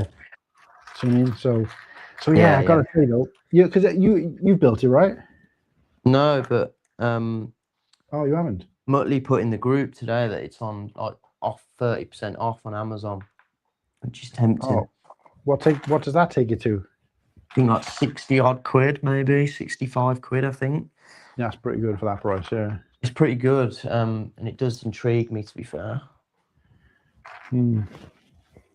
But if I basically what I do every now and then, because I lose track of what I've bought, and because I haven't got what I haven't bought on display, like Whittaky was saying, I think it was Whittaky was saying like he got to the point where he had like 2 or 3 sets he hadn't built, but they were it was kind of burning his skin or whatever because he could see them. Whereas with mine, I don't put them; they're not out on display. They get stacked away, and my room is the Lego room is a bit of a mess anyway. So, so they're not there visually. Like even when I wanted to do a poll for the 4 sets, I had to go digging to find 4 sets, and I'd forgotten I even had 2 of the ones that were on that list. So, so it's like they're not in my. I'm not seeing them and thinking, right, okay. But what I do every now and then is I just go onto the Lego website, and I'll just scroll through everything that's currently available for Lego Star Wars and be like, right, what have I got? What haven't I got? And I'll go through. And then whatever's left, then I'll make a short list of them, whatever it is, 5 or 6 sets. Not what I haven't got. Sorry, what I haven't got that I want. I'll make a short list, and then I'll start looking out to see where. Because I think the only things on my list at the moment, apart from stuff that's just come out, as in like since May, the only things outstanding that are older that I want, or I'm 100% going to get at some point, is the MIDI scale. The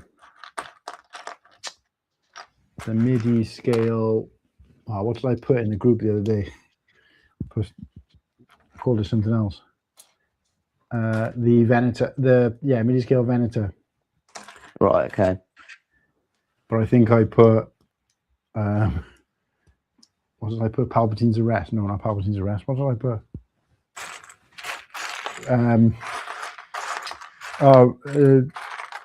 Republic. No, I put MIDI scale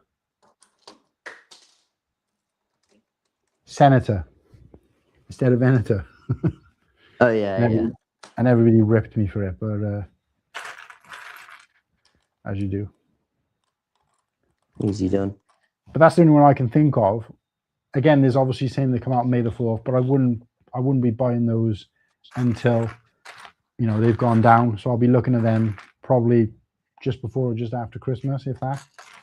And then I finish off my collection on May the 4th next year. So next year, when I'm buying for May the 4th, I'll buy everything I didn't buy from last year, and then that's how I keep going. Yeah. But there is a UCS set that I have. I've still got my eyes on the ATST. I'm gutted I didn't jump on it when I saw it for like 100. I think I saw it for like 104 or maybe 114. And I'm pissed that I didn't jump on it then, because I thought, it'll come back to that price again, and it hasn't. It has gotten low, but not as low as that. But I did say to Kirsty, look, I'm not going to start buying UCS. It's going to be a one-off. I've always said that, you know, I avoid UCS, but that one did tickle my fancy. I still feel that way after leaving it and coming back to it and thinking about it. So I haven't just gone out and flat out bought it on an impulse. So I'm proud of myself for that. But I am still looking and thinking, yeah, I'd like to do that. And I said to Kirsty, can I just, not can I keep saying that as if like I'm asking permission, but sometimes I talk to Kirsty about these things and she said, like, who are you trying to convince? She said, I feel like you're just trying to convince yourself because you're talking yourself in or out of things, and like I'm not really having a say. Yeah. And I was like, because I was basically saying, look, I want to buy my first ever UCS set for a special reason, and possibly my last UCS set. It's impossible to say whether it's going to be your last one because you don't know what they're going to come out with. But I don't look at any other UCS sets and think, oh, I really need that, I really want that. I have with this one, and I've gone. I haven't just, like I said, impulsively thought I need it, I'm gonna get it. I thought, no, put it off. I might change my mind. I might grow out of that idea. I haven't, but I think it'd be good, a good sort of not just reward, but a good celebration in terms of doing something a little bit different, a bit special for the hitting 1,000 on YouTube. Yeah. So I feel like if I hit 1,000 on YouTube, or when I hit 1,000 on YouTube, I should be saying really, when I do that 1,000 celebration stream, which is going to be like a huge celebration stream, I want to do something extra special. Don't get me wrong, I've got some big sets like the Ghost and the Imperial Star Destroyer, some big chunky sets like that. The Coruscant Guard gunship, that are massive sets like that I've never built, that I could do those quite easily. But I just think it'd be extra special if I. There's just something about like UCS in it, like it just. Well, not for me really, but because I was never done it. It just sounds more like more premium, doesn't it? Yeah. You know what I mean? It sounds like it sounds more special. Even if the set itself isn't, like it could be any set that it's just as long as it has the title UCS on it, it just gives it that premium feel, doesn't it? And I think it's a good idea, mate. Doing that for 1,000, I think it's a good way to celebrate. And like you say, you have been wanting that set. You rated it the whole time, and I've had it and built it, and I couldn't believe how good it was for the price. Like I built that and I thought, this, even on display, I feel like there's more to it than some of the UCS sets, which like over £200. You know what I mean? Like it. Yeah, I think it's a really good set. So yeah, all power to you. It's important to me in a lot of ways. One, it would be my first UCS set. Two, it would be obviously celebrating 1,000 and like a benchmark for not just me, because if it was just my channel on my own, it'd be one thing. But because it's something we're working towards and a channel that we help and support each other on, that kind of makes it that much more special. It makes me want to celebrate that much more. And then on top of that, it's also what do I want to say? The fact that set has got a suitable footprint for me in terms of like it's like not one of these sets that's this way, it's this way. Yeah. So I can put it on the shelf a lot easier and find space for it. So in terms of that, but also the set itself, like I had the toy of that that was released like, when I was a kid. In fact, we had two of them. My brother had one as well, and it had the little button on the back so the legs would go up and down. And I remember playing with that for ages. And I remember like Return of the Jedi was like my favorite film when I was a kid. I'm still rated quite highly, but love Return of the Jedi. I love like watching it, and the Endor scenes in particular, and ATST walkers. I don't know. I just loved them. And generally, as kids, we always rooted for the good guys. It's only when you become an adult you start kind of rooting for the bad guys or liking some of the bad guy characters.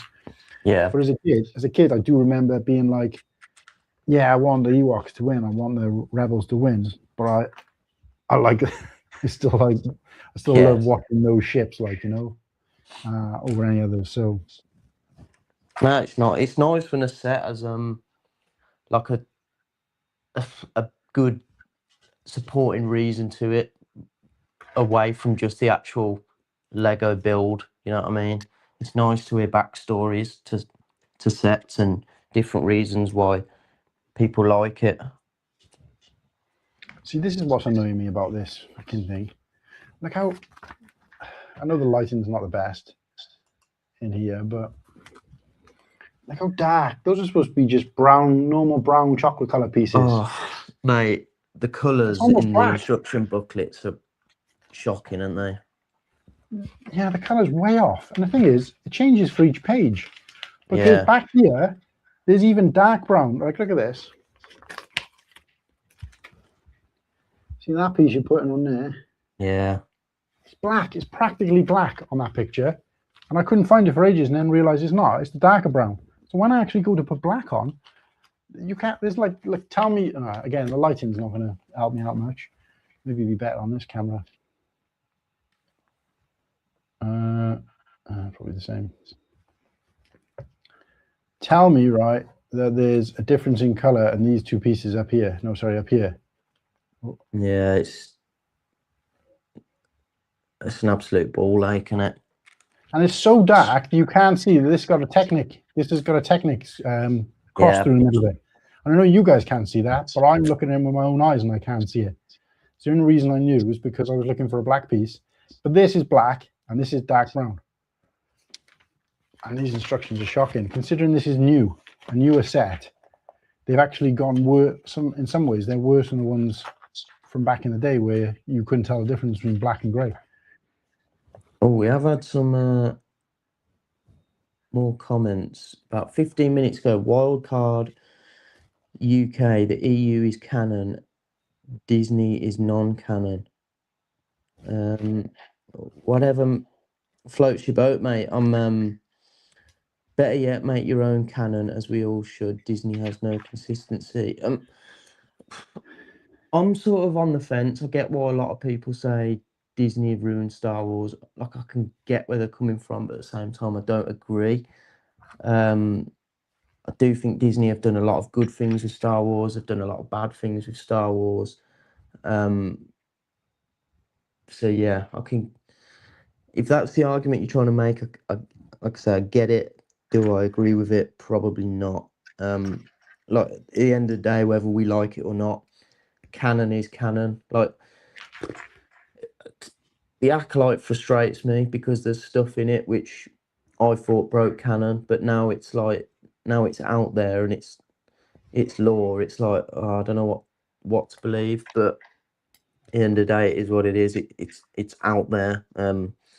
It's part of Star Wars, whether we like it or not. Force Bricks, the expanded universe is 10 times better than the Disney canon. I'm currently reading Heir to the Empire, and it's already better than the ST. Is the Heir to the Empire the Thrawn trilogy? Because again, the original Thrawn trilogy. I've tried to do a little bit of research into like what seems to be the general favourites when it comes to Star Wars novels, because I wanted to pick a good one for my next one. The Thrawn trilogy excited me, but then when I saw that it was like a Legends thing, I sort of just, like I said earlier, I'm not really bothered about the Legends stuff when there's so much canon stuff that I don't know about or haven't read. I'd rather read and focus on that stuff first.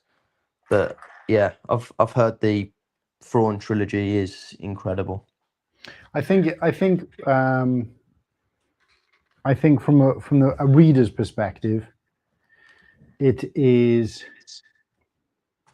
obviously there's two schools of thought. Well, there's multiple schools of thought, but because what is now, sorry, let me get rid of this. Because what is now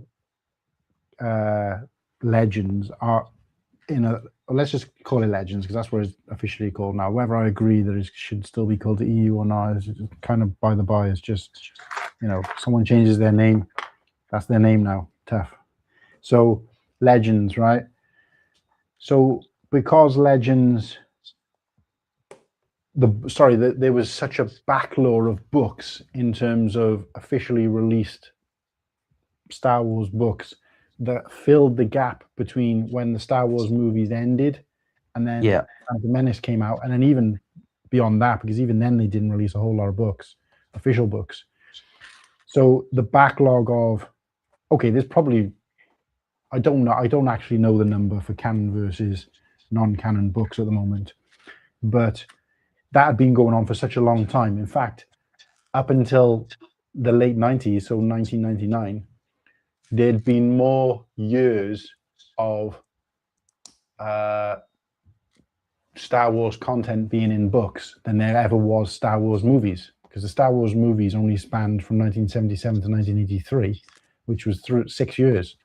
And then in the remaining, I think it was Heir to the Empire was the first one, and it came out in the early 90s. I want to say 1991. So by 1999, those books that had been filling, the airspace, if you like, had been going longer than the movies were ever around, if that makes sense. So for a lot of people, that was Star Wars. It was the only Star Wars. And then obviously they continued to do that right through until Disney took over. And then Disney started doing, and obviously separating it, and non-canon, canon, whatever.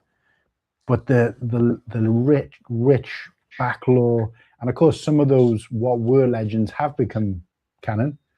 So some of those books have been integrated, like things like Darth Revan being mentioned in, Star Wars shows and stuff. Shows that it's been kind of, they are bringing some of the stuff in and recognizing some of it. Thrawn as an example, they brought Thrawn into Rebels, and he only existed in what was the Legends before then. So they are doing some of that, but it was such a rich tapestry background at that point that people refused to be like what I guess Wildcard is saying. I mean, obviously, I don't agree necessarily with his comments because EU is canon, Disney is non-canon. It doesn't really make sense because canon is canon. It's like saying, well, today is not my birthday, even though it is. Tomorrow's my birthday. Now, you can argue as much as you want, but it's called canon because it means that it's the officially recognized timeline. Yeah. So if EU was canon, then it wouldn't make sense. It wouldn't make sense because then. But why does it need to be canon for you to like it? Do you see what I mean? Yeah. So like, I don't need Disney to say it's canon for me to be able to enjoy it. Like if I buy the Heir to the Empire book series, it's not canon. Oh, I'm throwing it in the bin then. I don't care. It's like nobody gives a shit. You know what I mean? So that's what I didn't get the butthurt from a lot of fans at the time when they were like, it's being referred to, it's not classed as canon. I'm so annoyed. Like, but did you enjoy the book? Yeah.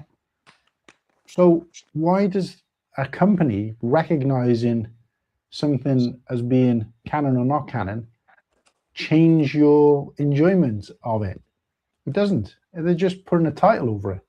Yeah. You see what I mean?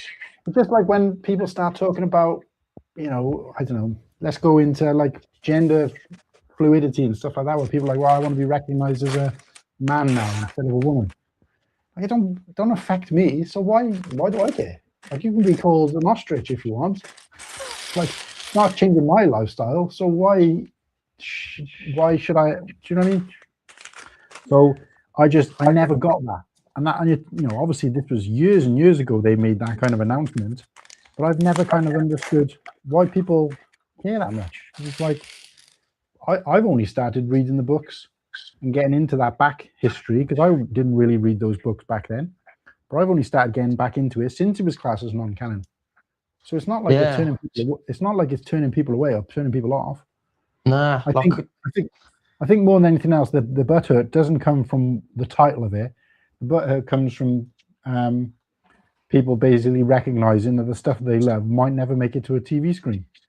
But when you were reading those books, if you were reading them when they first came out, you never even thought there was ever going to be any Star Wars again. So you went into it knowing that they were probably never going to be appear on the screen anyway. So the fact that they've now basically confirmed what you already knew, why is that someone else's fault? Yeah. Especially when they have made an effort, albeit small, an effort to bring some of that non-canon into canon, which they didn't have to do. And if Disney had never taken over, there would be more stuff that, do you see what I mean? So the only frustration you can have with it, the only reason that they would have to be frustrated is the fact that somebody is telling them that it isn't part of the official line and therefore you're not going to see it on telly. Yeah. But if that company, i.e. Disney, didn't take over, then nothing would be on TV. So you know what I mean? So I wonder what, like, if it got put to a vote now, if it's only yes or no, if you went back in time, would you rather Disney take over and we get everything that we've had, or would you rather Disney didn't take over and we got nothing? I think all these people who have slagged Disney off and said it's ruined Star Wars would still say they would choose Disney and have the extra content. Yeah. Because I didn't enjoy the sequels. I think they were pretty poor. I thought Force Awakens was pretty good, to be fair, but the other two. But for me, like, I'd still rather them be there so that I could have had Mandalorian or could have had Andor and Rogue One. Do you know what I mean? So so going back to what was the name? Wildcard. Like Disney not being, like Coolhan's just said, Disney not being canon, it is, whether we like it or not, but yeah, definitely get the points. And like you were saying about non-canon books and legends and stuff, as long as you enjoy it, it doesn't matter. You've just got to pick your sort of target, what you want to get out of your fandom. So it's like, for me, I don't want to read the legend stuff. It's not that I'm against it, it's just that I choose not to, because not that it doesn't count, but for me, I'm just more interested in what could potentially be important in the larger scale of Star Wars. But that's nothing against the idea of legends, but yeah, it's just not my cup of tea. Speaking of cup of tea, I'm going to make a brew. It's definitely worth noting as well to some people that Disney has released books. I don't know about any other kind of content, but Disney has released books. Well, games as well. Disney has released, since they've been in charge, released games and books and comics that are classed as non-canon. Mm-hmm. So they're releasing their own. So it's not like they're saying everything that came before us is not canon. Everything that we've created is. That's not even the case. They're actually releasing stuff, and it's like, it's not. This isn't part of canon. And I read the Ronin, and that's not canon because that's the Vision story. So that's what I'm saying. So it's that was brilliant. All it is two classifications. It's not. People think canon means good, not good, or officially recognized, not, we don't like you, you're outcast.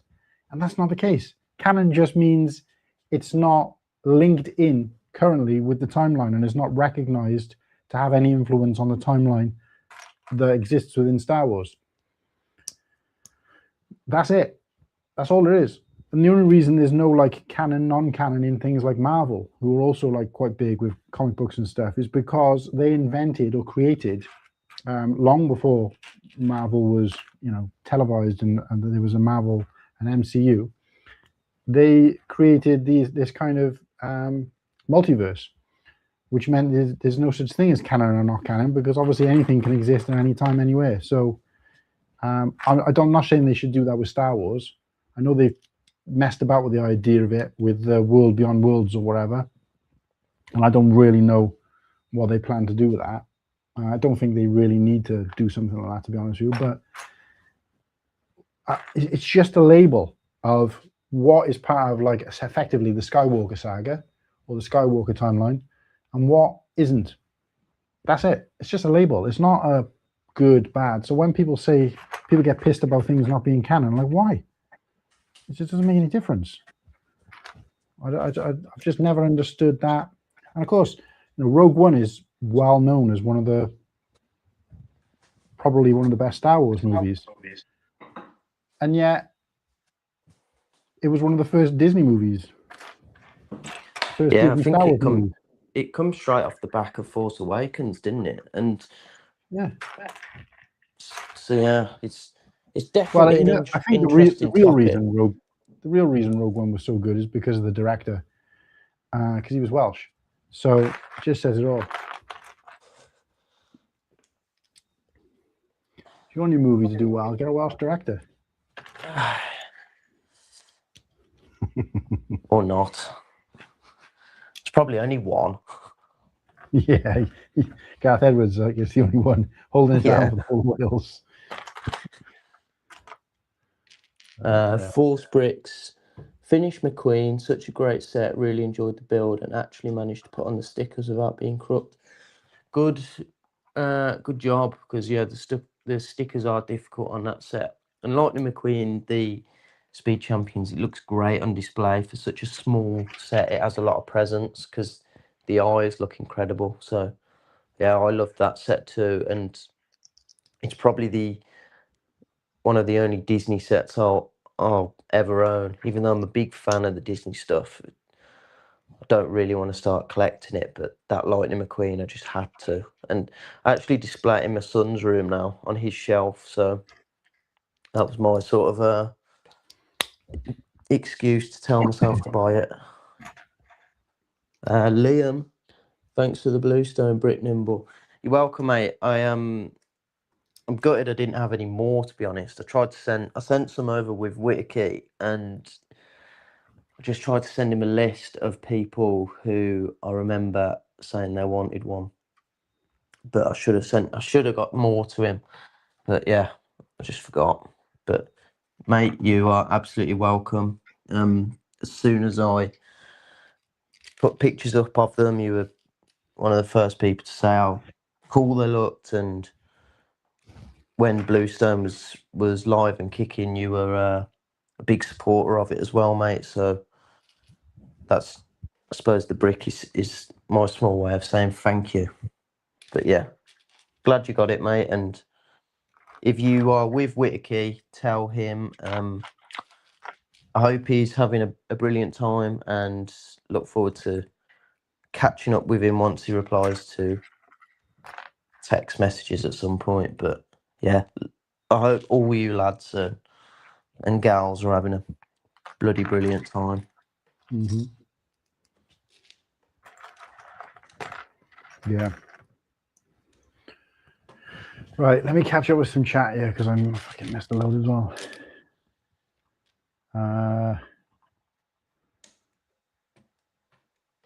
Oh Christ, I've gone too far. I've built the MTT 6 times. It's not a bad build, and the mechanics are pretty interesting. When I built my Desert Skiff and Sarlacc Pit, I got paper bags, but there were plastic bags inside the paper bags. Like Lego, what are you doing here? Yeah. Expanded universe is 10 times better than Disney canon. I'm currently reading It's the Empire. It's already better.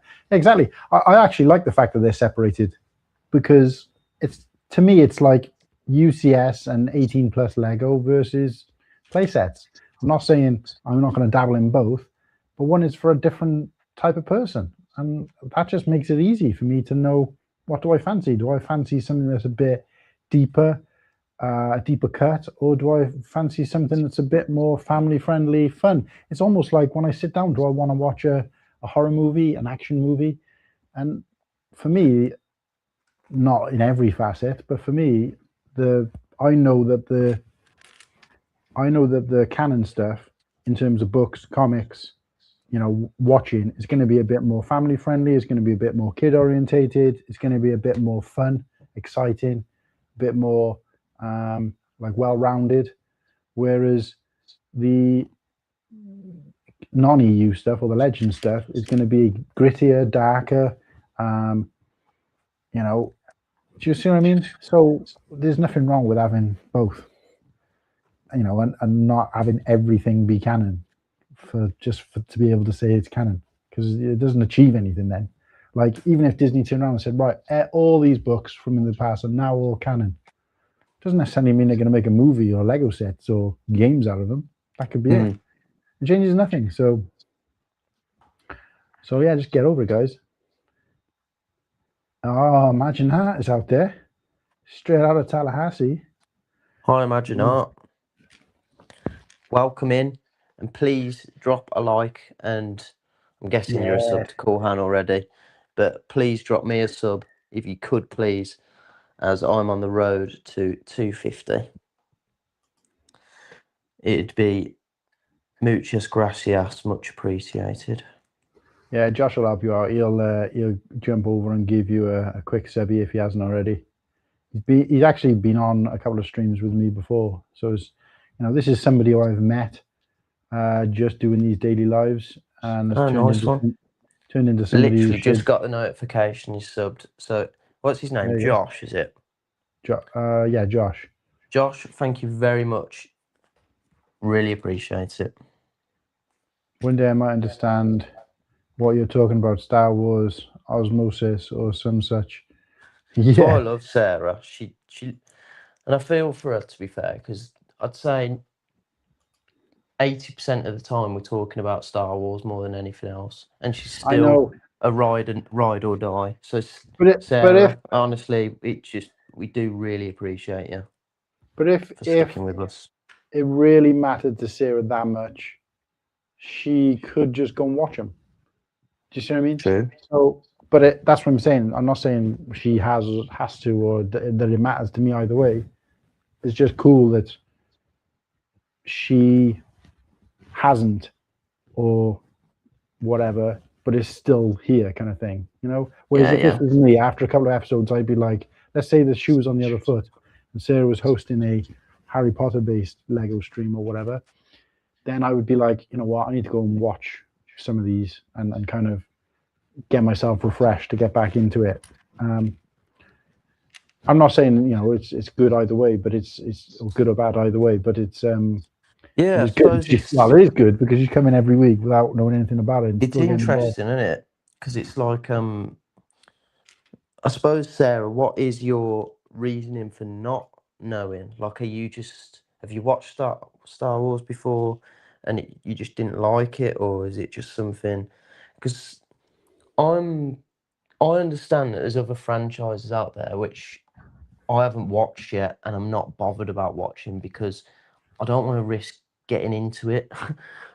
Marvel stuff, I've not seen any of it, and I feel like if I did watch it, I'd probably like it. So I just make sure I just keep my head uninterested. Don't listen to any sort of Marvel stuff, or same with Harry Potter. I think I've watched the very first movie, and at the time when I was a kid, I think I did enjoy it. But now as an adult, I think I do think I'd like it. But I just don't want to get into something again. Like I know what my head gets like. I get obsessed with things very quick. So yeah, I avoid it because I don't want to be seduced by it. So it's always interesting hearing other people's reasons why they don't watch things. Yeah, no, Harry Potter is different for me because it came like I know it's not necessarily a generational thing because there are some adult fans of Harry Potter, but generally most people are, well, I suppose they'd all be adult fans now anyway, but because those books came out in like the kind of, I don't know what it was, mid-90s or whatever, anybody who was kind of like a teenager like myself then, or perhaps late teens or even early 20s or whatever, and were kind of reading and into fantasy type stuff, would have gotten into that and then obviously grown up with it. And it's perpetuated by things like Lego, which is why I think Lego has done a good job by picking its licenses, because I think if it wasn't for things like Lego, Harry Potter would have been kind of forgotten about to some degree, because it's the only thing keeping it relevant. If you think about it, okay, they're making new movies now, or new TV show, or whatever it's supposed to be. Yeah. but that's only been in the last like year or so. It's been, what was it, 10 years, 10, 15 years since the last Harry Potter movie came out. Deathly Hallows Part 2. So Probably. it's been a long time without any Harry Potter, and even throughout, in between those movies, it was perpetuated by things like Lego, other merch as well. But yeah, so for me, like, if I know obviously that at some point we're going to have a show, Harry Potter based Lego show, and I think there's enough lore within Lego Harry Potter to do multiple shows on it over the course of time. And I'm going to enjoy those because it's something I don't know about, and I tend to find that a bit more interesting, mostly because I've got less to say, so I get to rest my voice and rely on other people. And those are the good opportunities to have guests on, when it's somebody who can kind of help educate me. Yeah. And not just that, because obviously I'm not doing it. We don't put the show on to educate ourselves. Otherwise, there'd be no reason to turn the camera on. We do it to entertain the people who are watching. So there's people out there who are going to be like, oh, I would like to know more about Lego Harry Potter, whatever. And I've obviously bought sets for Kirsty because she was a bit more of a fan when we first got together. So I think I was even buying Harry Potter sets for Lego sets before I was buying Star Wars sets for myself. Yeah. So I would do that, take that time to go and watch the movies again, because I do actually want to see them again anyway. But I know what you're saying. I'm kind of the same. I'm also like, I'm worried that if I get too into something, then that's it. Then I start down this rabbit hole. Yeah. But no, like I said, I think Harry Potter is a bit like Star Wars. It's stood the test of time, and it's got a kind of deep, rich tapestry of lore and things like that that's built up over time because it stood the test of time. And the longer something goes on, the more kind of detailed and stuff the kind of stories and the books and stuff go. The only thing that's different with Harry Potter is there haven't been that much kind of spin-off stuff. Yeah. It's just been the main books, and I think there's been a few other kind of side books, like the what I call the Fantastic Beasts and all that kind of thing. I actually found those movies. I don't think I've actually seen the third one yet, but I found those movies more interesting than I did the original movies. But obviously, it was aimed at a different audience. So yeah, I get that. It's I don't actually know where I was going with that point, if I'm honest. But well, Harry Potter's massive. Like, it is massive. But I'm like you. I would be like, I'd be real keen to do a Harry Potter show, because it's nice to like with Star Wars, we've all got a very strong opinion because we're so passionate about it. But then when we've done shows on other themes, it's nice to just sort of learn with the viewers. You like sort of what they're watching us in live time, learn new tricks, new things. And like you say, it's good to just sort of sit back, and you can judge things then as well by just the eye test rather than the heart.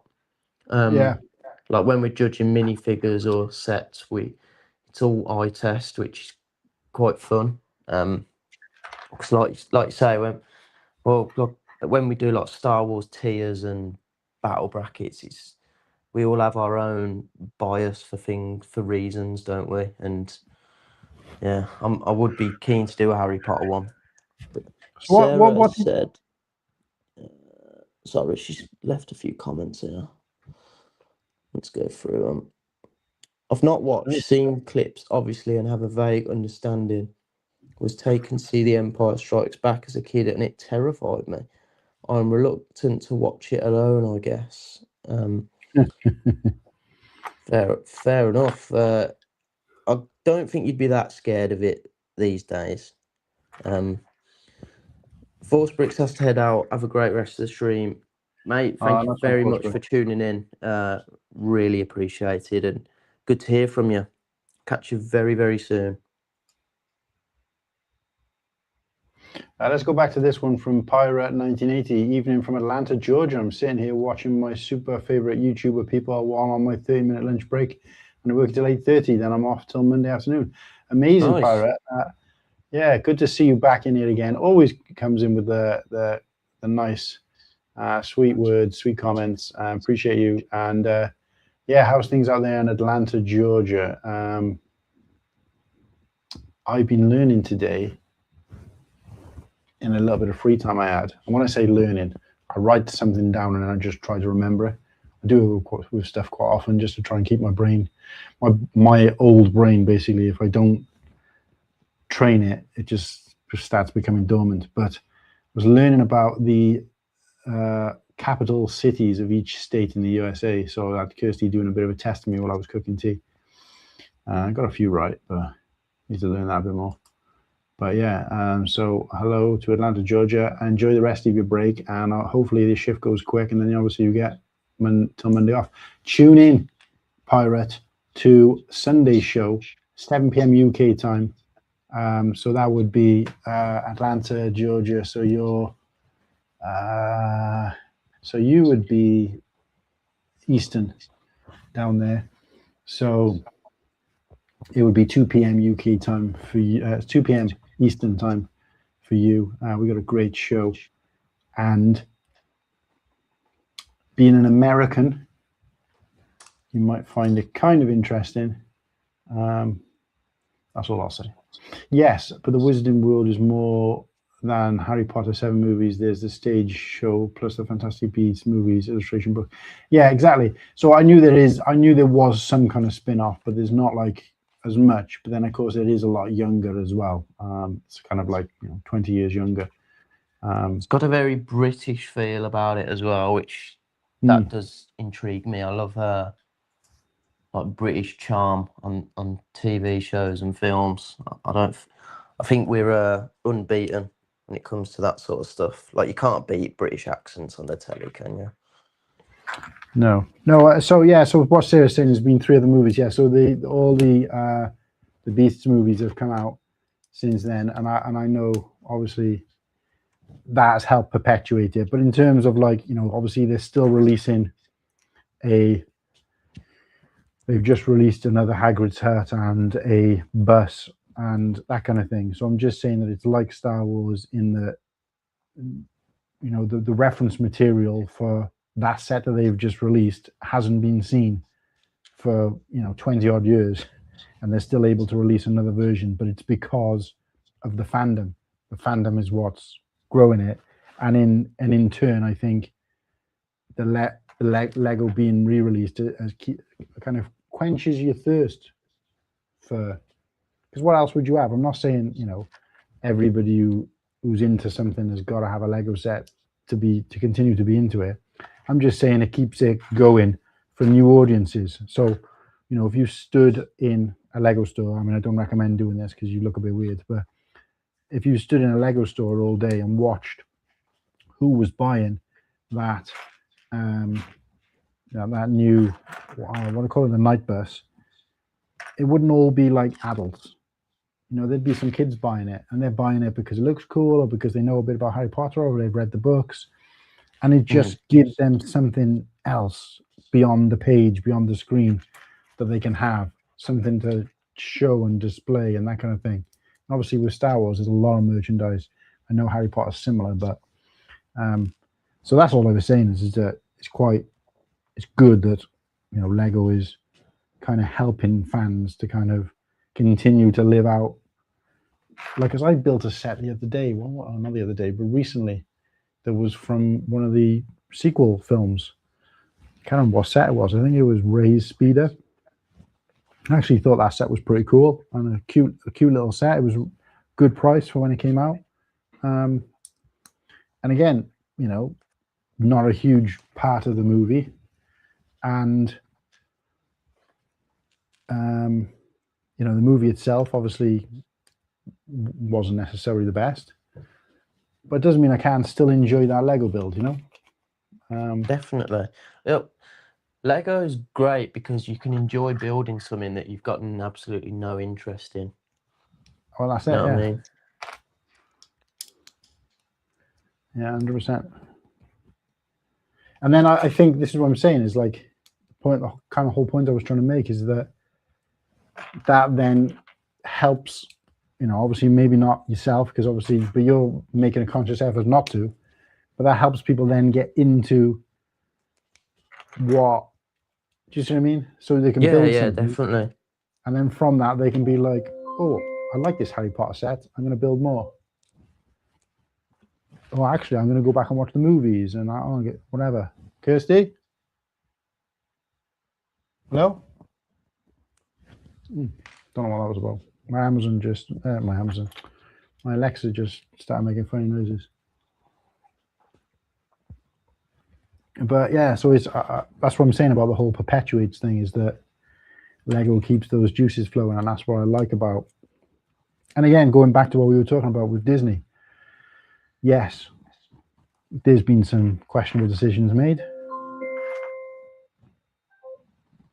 Hello?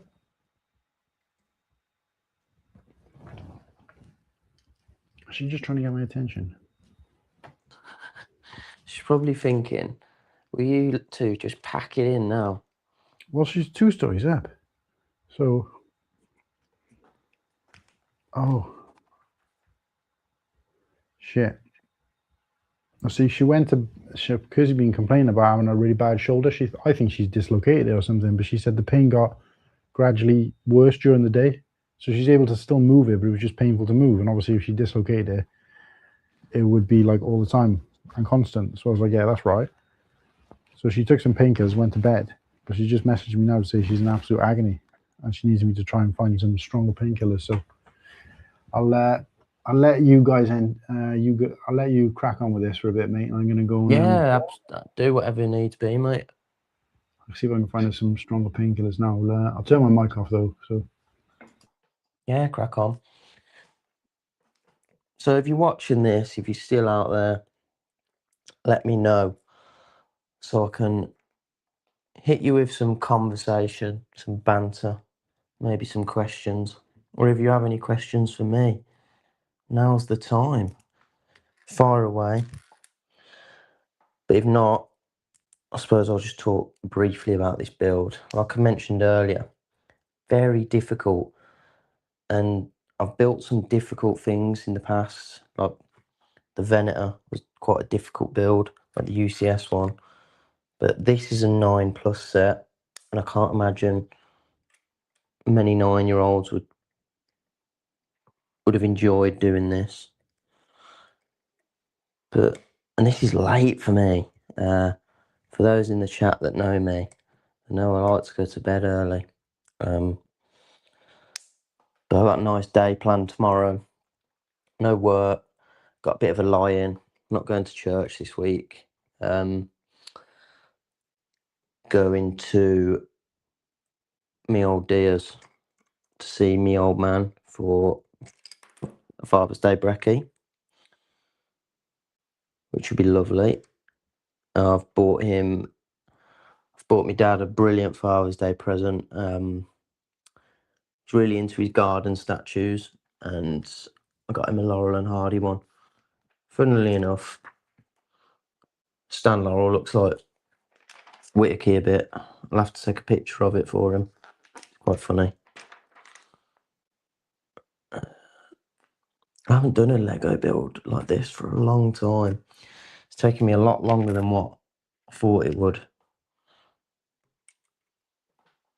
I thought I'd have this done and dusted by now, but it don't matter. That's what the weekends are for, innit?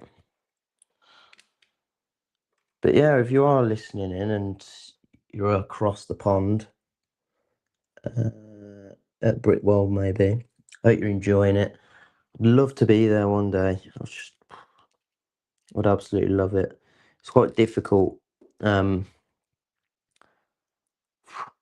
at an age and a stage where the money I could spend on Brickworld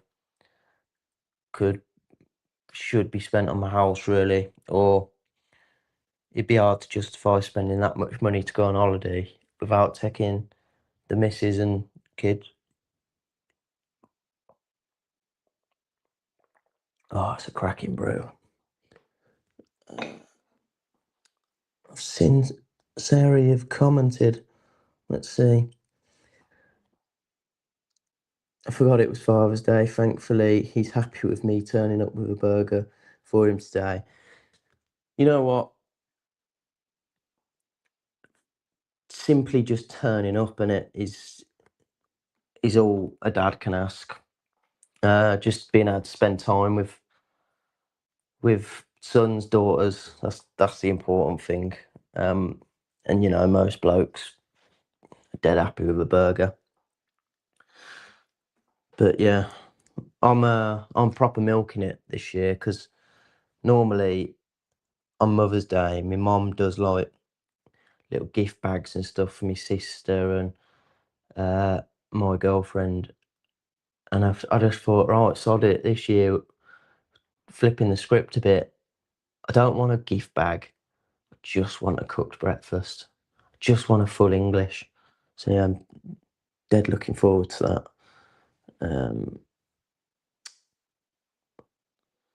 But yeah.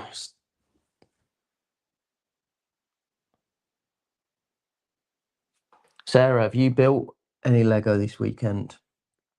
I saw your book nut got placed and it looks great. I'm really hoping Star Wars gets a book nook at some point. Because, I mean, Harry Potter's had 2 now, hasn't it? Lord of the Rings have got 1. There's a Sherlock Holmes one.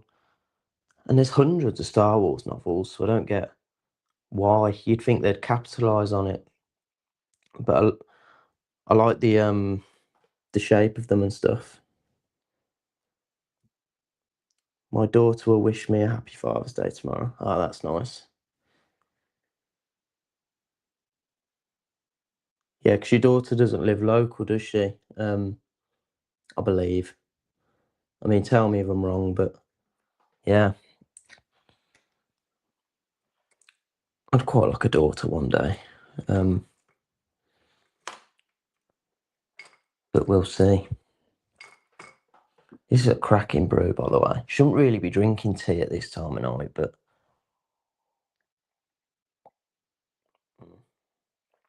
Saturday, innit? It's not that wild. There'll be people out on the piss and that, wouldn't there? This time of night.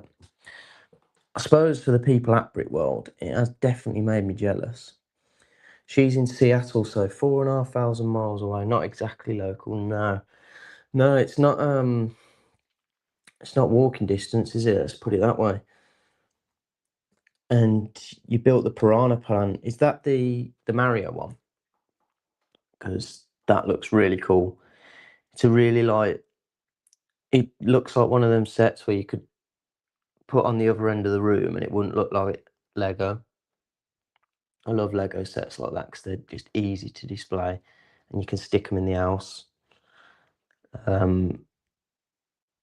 Well, I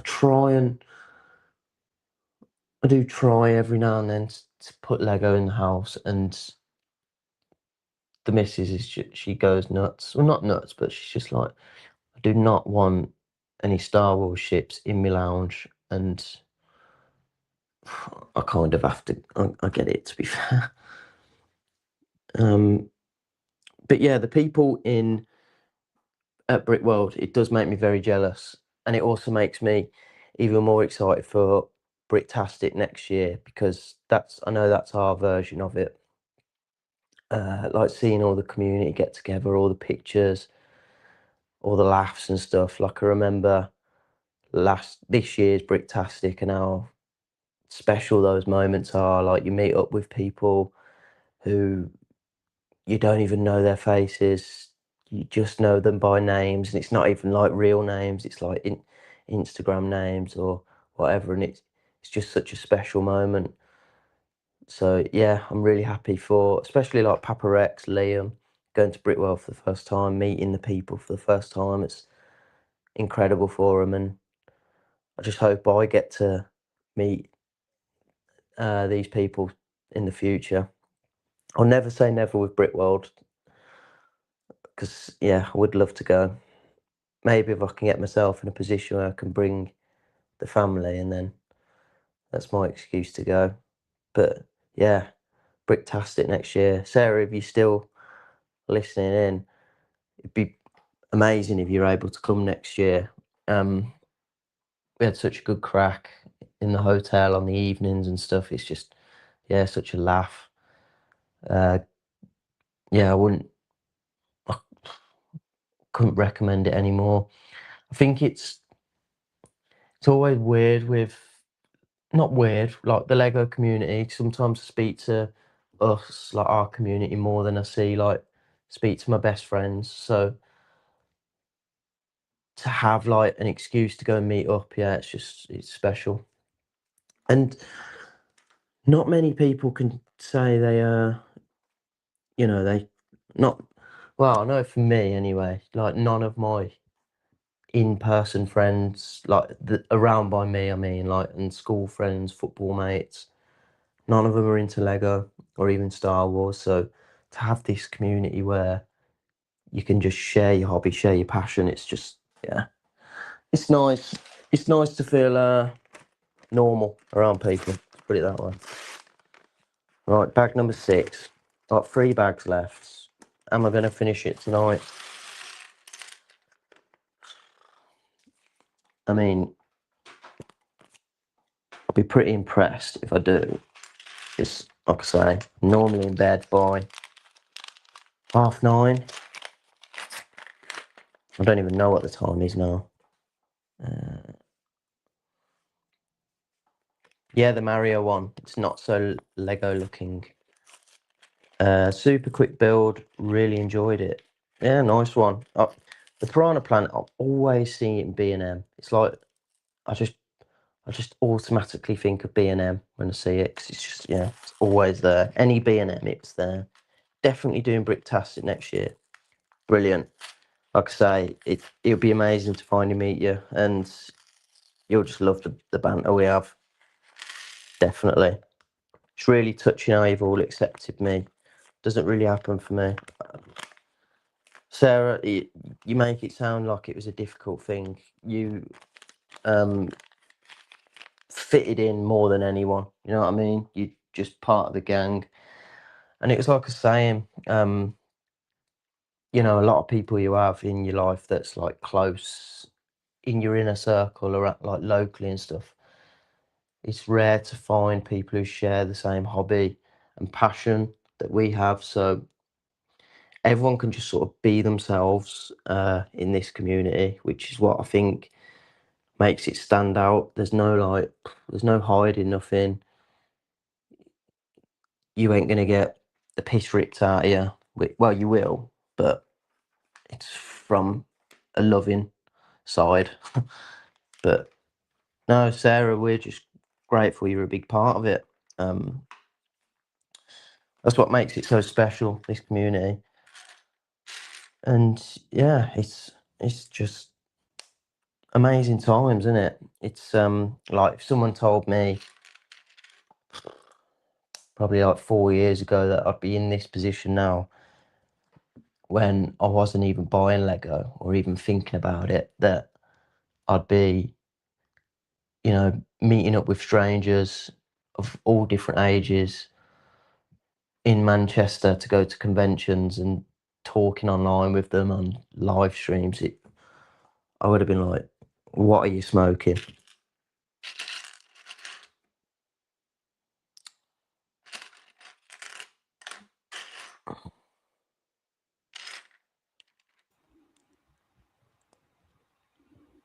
A couple more minutes, mate. I'll be back. Hey, you're all right. Just making a hot water bottle now for Kirsty. Sarah, I actually live 2 hours from Seattle. Where are you from, Papa Rex? And to be fair, you could probably tell me, and I ain't going to have a bloody clue, mate. He's from Washington. Right. Not DC, the other Washington state. Why is there 2 Washingtons? What's going on? So one is Washington District of Columbia, which is a place inside Virginia. And the other one is Washington, the actual state, which is the complete opposite side of the USA. In the north, Northwest. I mean, geography was never my thing anyway, but I just, America and its states, cities, it just sort of baffles me a bit. So I tend to just not be ignorant. I'm just sort of a bit zoned out with it. Like you could tell me you're from whatever city you're from, and I wouldn't have a clue where it is. We can't complain about multiple places being called the same thing, because there's like a Newquay in Wales and Newquay in south of England. There's like 3 Newports in the UK. I know, but the easiest thing about ours is they're all like. I'm talking to the stream now, and I'm 2 stories up in the bedroom. It's Yeah. Thank you so much. Well, yeah. I suppose we're just used to it. Just try and rest. As soon as you start feeling the painkillers kick in, just try and go sleep. The heat will get to it now. Thank you so much. Okay, love you. Good night. I'm on my way back down now, guys. I'm on my way back to the stream. Let's quickly wash my face. Papa, if you're listening, have you made any purchases yet? Sorry, it's not the sound of me pissing. Don't worry. And if you have, what is it? Like, is the garage sale happened and that? Right. Now I'm coming down. That's one thing I would say about Bricktastic compared to Brickworld is I see a lot of people online, they have like lists of what they want to pick up or what they want to see at a Brickworld to potentially buy. Don't go to Bricktastic with any ideas of what you want to buy because it won't be there. It's not that sort of place. Oh. How are you getting on with your build anyway? All right, I'm on bag, don't know, bag 6 out of 8. So I've got 3 bags left. It's taking shape. I was telling the chat, well, I'm actually really proud of myself for being awake. Normally I'm asleep by 9:30, and I'm not even like mega tired either. Like I easily think I could finish this build tonight. Oh, I was just about to say, are you planning to try and finish it, or are you going to do a part 2? I don't know. I probably want to. Depends how long you want to stream for, I suppose. I got no rush to finish.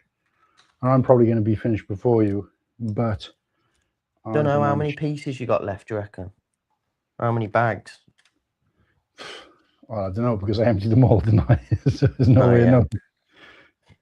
But I don't know. I reckon. I mean, if I locked in, I could get this done in half an hour, less than that. But obviously, I'm looking at as long as we're both looking at the chat and keeping it up with it, then that should be all right. Why am I building 2 of these? So I did hear some of what you were saying, but I don't know. Could you even hear me? No. All right, because I did turn the mic on when I came back down and carried on talking while I was going upstairs and stuff. But I realised then that the signal might have been too crap. You might not have, because I was too far away from the mic receiver. So yeah, I didn't hear nothing, but I was just chatting to Sarah. She's still out there. Nice. And Papa Rex has popped back in. Did he say what he's been up to? Like, you know, no, well, he might have. I did ask him. Like, what's he doing right now? No, he hasn't said anything. So I'm guessing then that he's not. He must just be like hanging out, doing everything. I mean, bearing in mind it's what are they 6 hours behind there? So it's like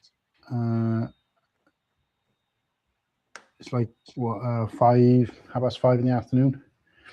So he's probably just hanging out and doing stuff, and then just dropping the odd comment now and then, which is great. No complaints, obviously, but you might not necessarily be hearing what we're saying, kind of thing. So no.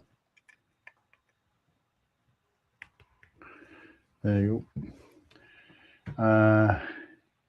Do you So some shit I can't remember if we told you that or not. Yeah, it's really touching. You accepting me doesn't really happen for me. Sorry, Wi-Fi cropped out. Yeah, so I wanted to get into this a little bit actually with Sarah. I'm guessing you've been addressing all these comments that she's put in, but yeah, we've been having back and forth. I'm visiting in November. Oh, awesome. We're in Washington, Ellensburg. So, what is the capital of Washington? I was learning this today. The White House. No, wrong one. Do you mean wrong one? Oh, wrong Washington. Washington. This is one you probably didn't hear me because so Washington D.C. is a place in Virginia, which is on the East Coast. Is Virginia supposed to be the place that's like where horror movies are set? No. Isn't it supposed to be like, or am I thinking of Transylvania? I don't know.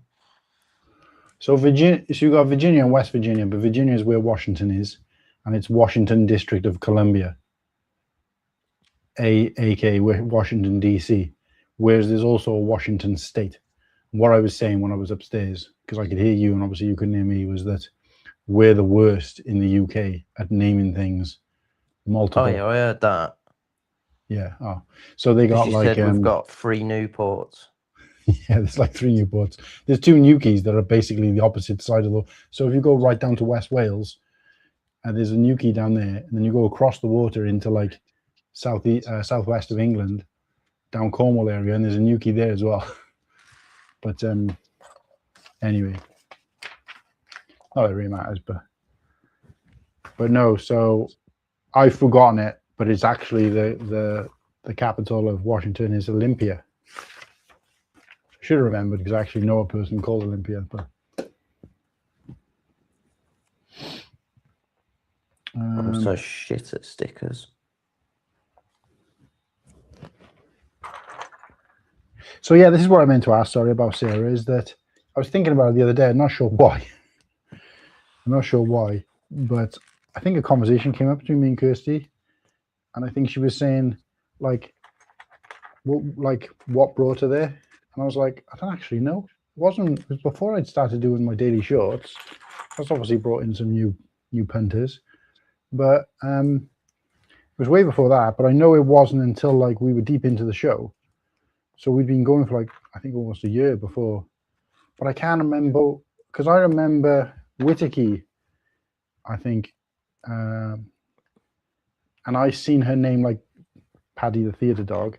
And I just assumed that it was someone that Whittaky knew, because that was around about the time where he was doing those having his call-ins from his friends from work. Yeah. From his theatre show.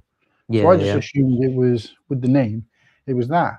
And it was only a couple of episodes later when Sarah was still there, and I was like, oh, you know Sarah. And Whittaky was like, well, no, I don't actually know her.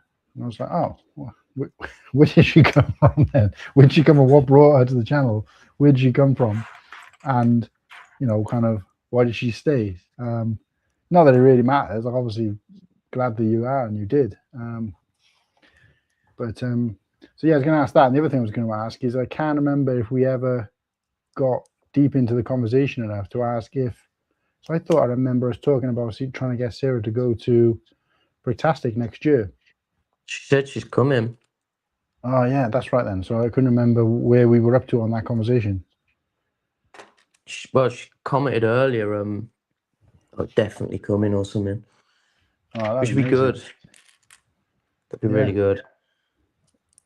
So to go from, not liking, if I remember rightly as well, because it was definitely must have been with Kirsty, because I remember the conversation being I'm not even sure whether Sarah even though she liked Harry Potter, whether she'd even bought any Lego before watching our streams. Not to say that we influenced that as well, but out of curiosity, was she already at least a Lego fan when she came to us, Yeah. So yeah, that was the question. And still interested to know because I have no clue. I couldn't remember. I was like, I don't know. So, no, it's definitely interesting because it's nice to hear, like you say, how people find us, because a lot of our first community, well, a lot of the community were people we knew before we were probably streaming anyway, or knew of, yeah. or like new names of. So yeah, it's great to Well, that's see what I mean. people come from. So we've all gone from aspects. not even somebody who doesn't even know us, doesn't like Star Wars, not into Star Wars or even necessarily into Lego, or as far as I know, definitely not into Star Wars Lego, and gone from that to being on the show, being in the chat, being like a member, and eventually, hopefully meeting us at Bricktastic, or us meeting her at Bricktastic, depends how you want to see it, but I feel like that's such a wholesome story, and I do mean that from the point of view of just meeting like a person, like we met up with you and we met up with, not from a kind of self-centered point of view in that, oh, we've met one of our viewers, you know what I mean? Because obviously I don't think of it like that. I just think of it as getting to meet up with somebody who's also out there, just like Sarah said, I don't think I've ever explained, like, I saw Alison Hammond mention you, so I looked, watched a bit, then caught a live, and I can't tell if she's joking or not. Alison Hammond?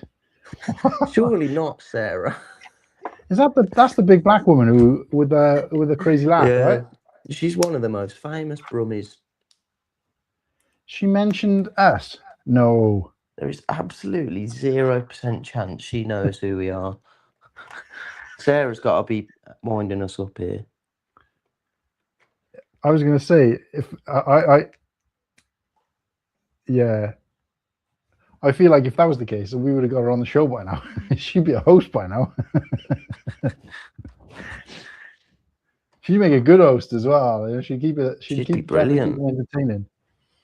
I love her order. I think she's class. Yeah, because I remember watching it on Big Brother even. Wait, what's that? That's all right.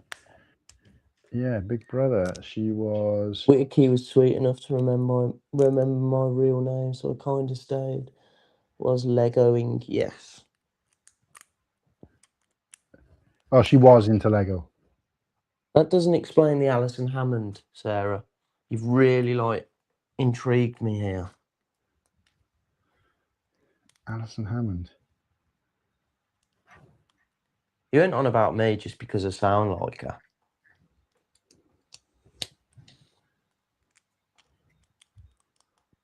Probably.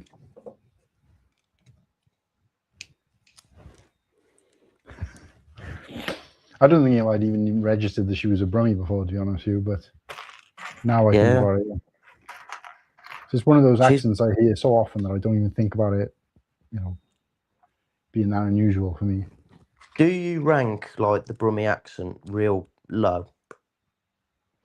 No, not even close. Because I think it sounds welcoming, sounds friendly. Apparently, there was I was watching a Big Brother one year, and in there was a girl in there who pretended to be, well, she actually had Welsh heritage in her blood, but she pretended to be Welsh for the entire show and put on a fake Welsh. She was like an actress anyway, or something, like she did like part-time acting, but she pretended to be Welsh for the entirety of the show. No, wait, it wasn't Big Brother. Sorry, was it Big Brother or was it The Traitors? No, it was The Traitors. And so because she had family who were Welsh or whatever, it wasn't too hard for her. She just basically pretended to be Welsh the entire way through. And whenever she was talking off camera, to the camera where she wasn't being filmed or whatever, with her other, the other people who were on. You've seen The Traitors, right? You know what I'm talking about. I ain't, no. Oh, so The Traitors is basically like almost like a game show. I know how popular it is. Yeah, it is pretty good in fairness. I'm not usually into that kind of stuff, but Kirsty kind of gets me to watch it, and then I actually okay, I'm into this now. So anyway, in it, She long story short, it's like a game where everybody's got to kind of outwit each other, and they can either work together or they can basically fuck each other over. And obviously there's benefits and downsides to all of it, but not without going into too much detail about the actual game itself. She pretended to be Welsh because she'd read or heard somewhere that the Welsh accent is more like people trust people with a Welsh accent. I mean, for me, I was like, well, that's kind of bullshit, because there's like, I don't know, probably about 10 or 15 different Welsh accents, which you might not be able to tell the difference, but I can tell. I phoned some woman up the other day, and I knew as soon as I phoned her that I wasn't speaking to somebody from Cardiff. I was speaking to somebody from Newport, which is the next city down from Cardiff, but I can tell the difference between the accents, whereas most people wouldn't be able to. Newport's like a bit more Englishy, isn't it? It's not a lot of difference. I mean, most people I know wouldn't be able to tell the difference, even other Welsh people. For some reason, I can kind of pick it up. It's because I know a lot of people from Cardiff, and I know a lot of people from Newport, and yeah. But you're right. Yeah, it's not enough of a difference for it to really matter. The point is that I can tell. So her saying, "Oh, a Welsh accent," I'm thinking, well, that's quite general. That's like same as saying like an English accent, where they are very different. You speak to somebody from Newcastle and someone from like in Cornwall, and they sound, they may as well be from two different countries to me. So we've got bloody loads.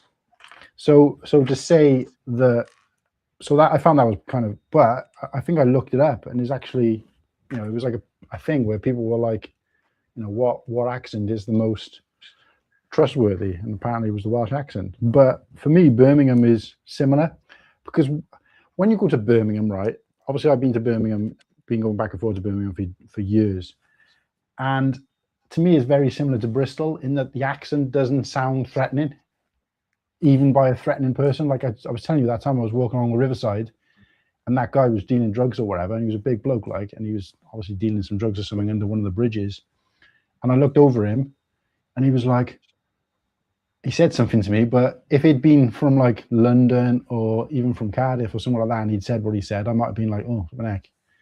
But it was because he said in a Birmingham accent, you couldn't take it seriously, or I couldn't, because the accent doesn't sound threatening. It's quite a soft accent, if you know what I mean. Like it's sort of like some come to you, oh mate, I'm gonna fucking duff you up.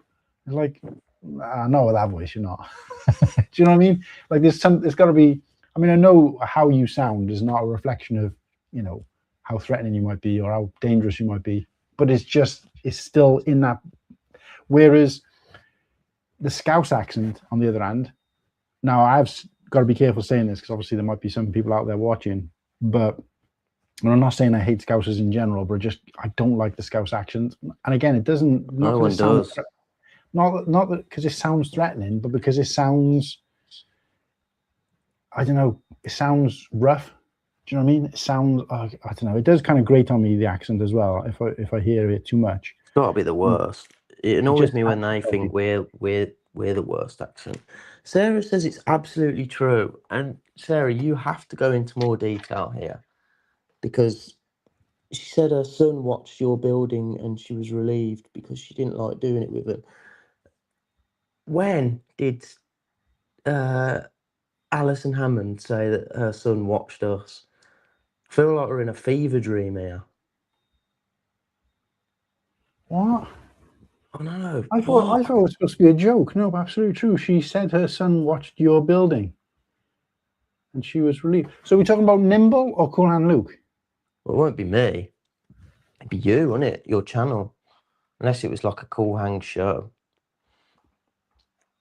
Either way, it's nuts. How have we gotten, regardless of whether it's you or me or whatever it is, how have we gotten this far without bringing that to light before?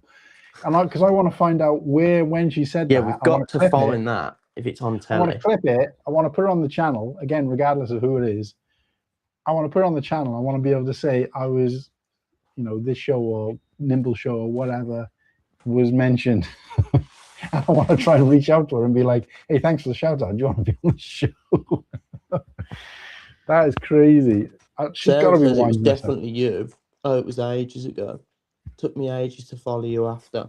Where was it, Sarah? Was it like on the news? Was it? There's no fucking way. No, absolutely true. She said, "Oh, it was ages ago. It took me ages to follow you after. Definitely Cool Hand Luke." What the hell?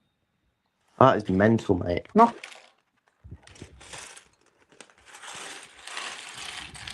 So, what the fuck?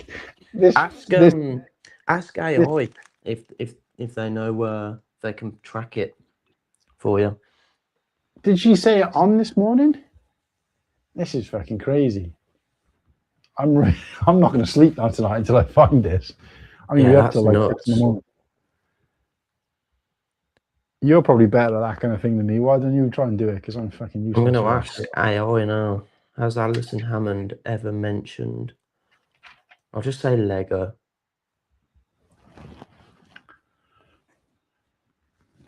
How did you not come to the show and see us like rinky dink, like in back alley piece of shit show and be like, wow, I'm here because Alison Hammond told me to come here and I'm really disappointed.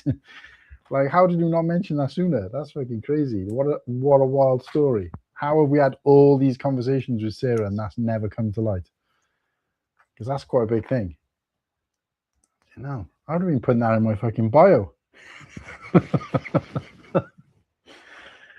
AI can't find it. Has Alison Hammond ever mentioned her son building Lego?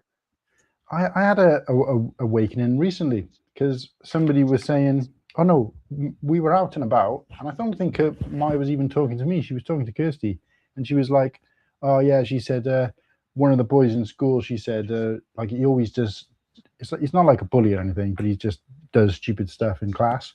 And she said everybody else laughs at him, but she said, I don't find him very funny. So she said, so he always like tries to make an extra effort to make me laugh because whatever. Anyway, she was like, she said, and I was overhearing this conversation because I thought, oh, it sounded like she was having some kind of trouble with this guy, but then it just sounded like, it sounds probably more like he probably fancies her or something than he's being like a dick. Because he was basically trying to make an, I can't remember exactly what the conversation was. That's by the by. But then while she's having this conversation, she's carrying on and she's saying, oh yeah, she said, because then they were talking about my dad's YouTube channel, and that one of them had been in the chat and said hello. And then and she was like, oh, she said, and now like a couple of times they've shown me like pictures where they've Googled it and it shows like the Google search results, and they're like, oh, is this your dad? And I'm like, wait, what? What did you just talk about Google? Because she's like, yeah, didn't you know that? She said, when you Google search Cool Hand Luke, she says all your YouTube content comes up. And I was like, what? I didn't know that. Why didn't someone tell me that? I would have been Googling myself. That's cool. But when I tried Googling it, I couldn't get anything to come up. It just kept coming up with Cool Hand Luke. But she said, that's because you've actually probably Googled the movie in the past, she said. So it'll go on like your history as well. She said, well, somebody's never typed that in their life and probably doesn't even know there is a movie or a character called that you based it on. They're going to come up with the most relevant stuff, which, you know, to a kid or a teenager in school, it's going to be, you know, a Lego channel on YouTube, because they're probably on YouTube all the time and they probably have or have Googled or bought Lego. And I was like, I never even thought of it like that.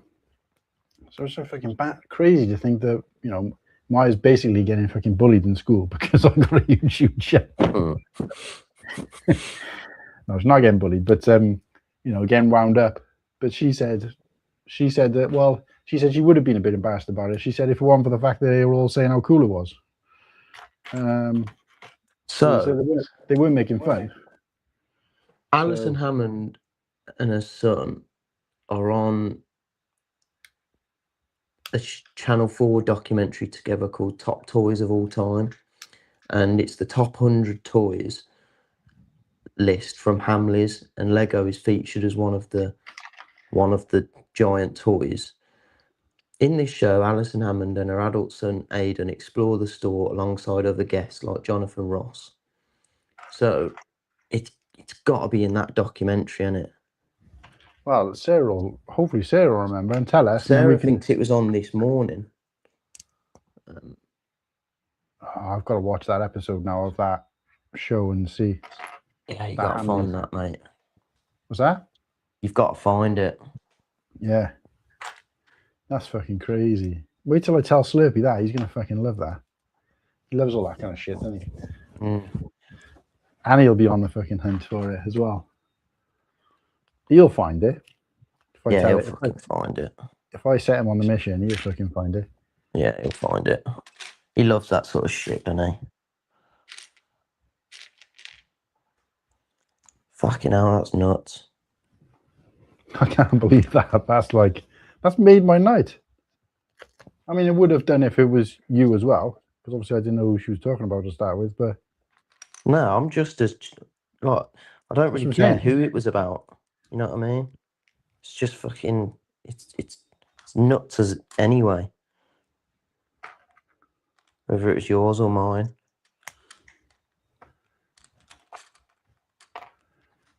Yeah, that's got to be a claim to fame as well, if I can find it.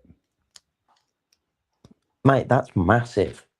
Like, if your name's mentioned by Alison Hammond, that's massive. I'm not going to say I'm disappointed in Sarah, because obviously she's not to know. But why would you not have said that sooner? That's crazy. I'm pretty sure she was on the sofa with Dermot and maybe Davina too. Oh. Dermot and who? Davina. Oh. Is Davina a regular host there then? Because if she's not, that'd be a little bit easier to find. Because Alison Hammond on This Morning talking about Lego.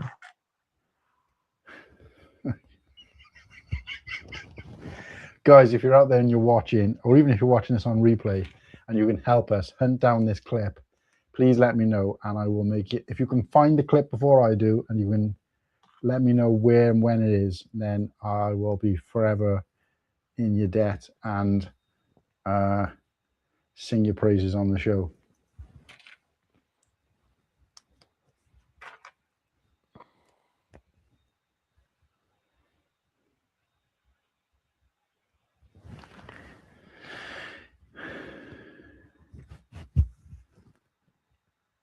This is going to be really hard to find. Don't worry about it too much now, mate. Concentrate on your build. I'll have a little look later.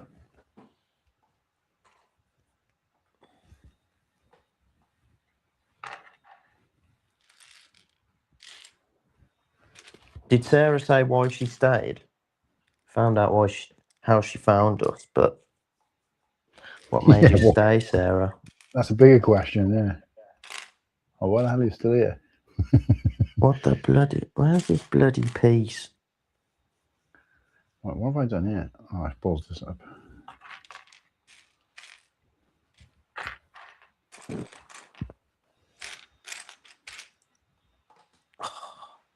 I can't find a piece and it's really getting on my tits. The annoying thing is I know it's here somewhere. Well, you're only doing one bag at a time. It's probably here fucking just laughing at me.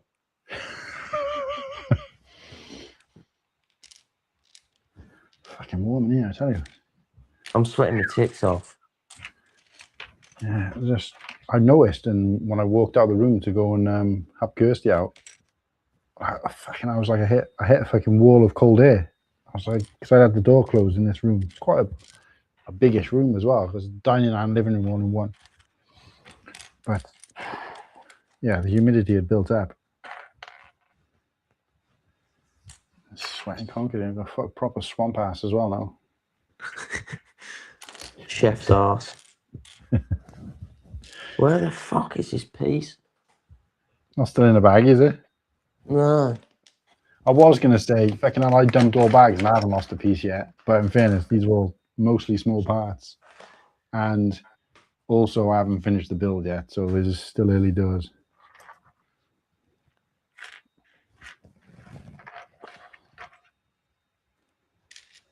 What a fucking revelation. for us to be like, what got us into you, Sarah? Just the fact that me and Kirsty were having a conversation recently and be like, where the hell did Sarah come from? I don't mean that in a rude way. It's just like, you can understand, Force Bricks and even like Imagine Art and people like that who've come along while I've been doing the daily live streams. But with Sarah, it was like, there's no, what's the connection like, And I've never questioned it because I don't really need to. It doesn't really matter, it's not like you've got to justify being here. But I just always found it quite curious, and I think for whatever reason it came up in conversation. I don't know why. I think it was what were we talking about? We must have been talking about something for it to come up. But that was it. I think it was.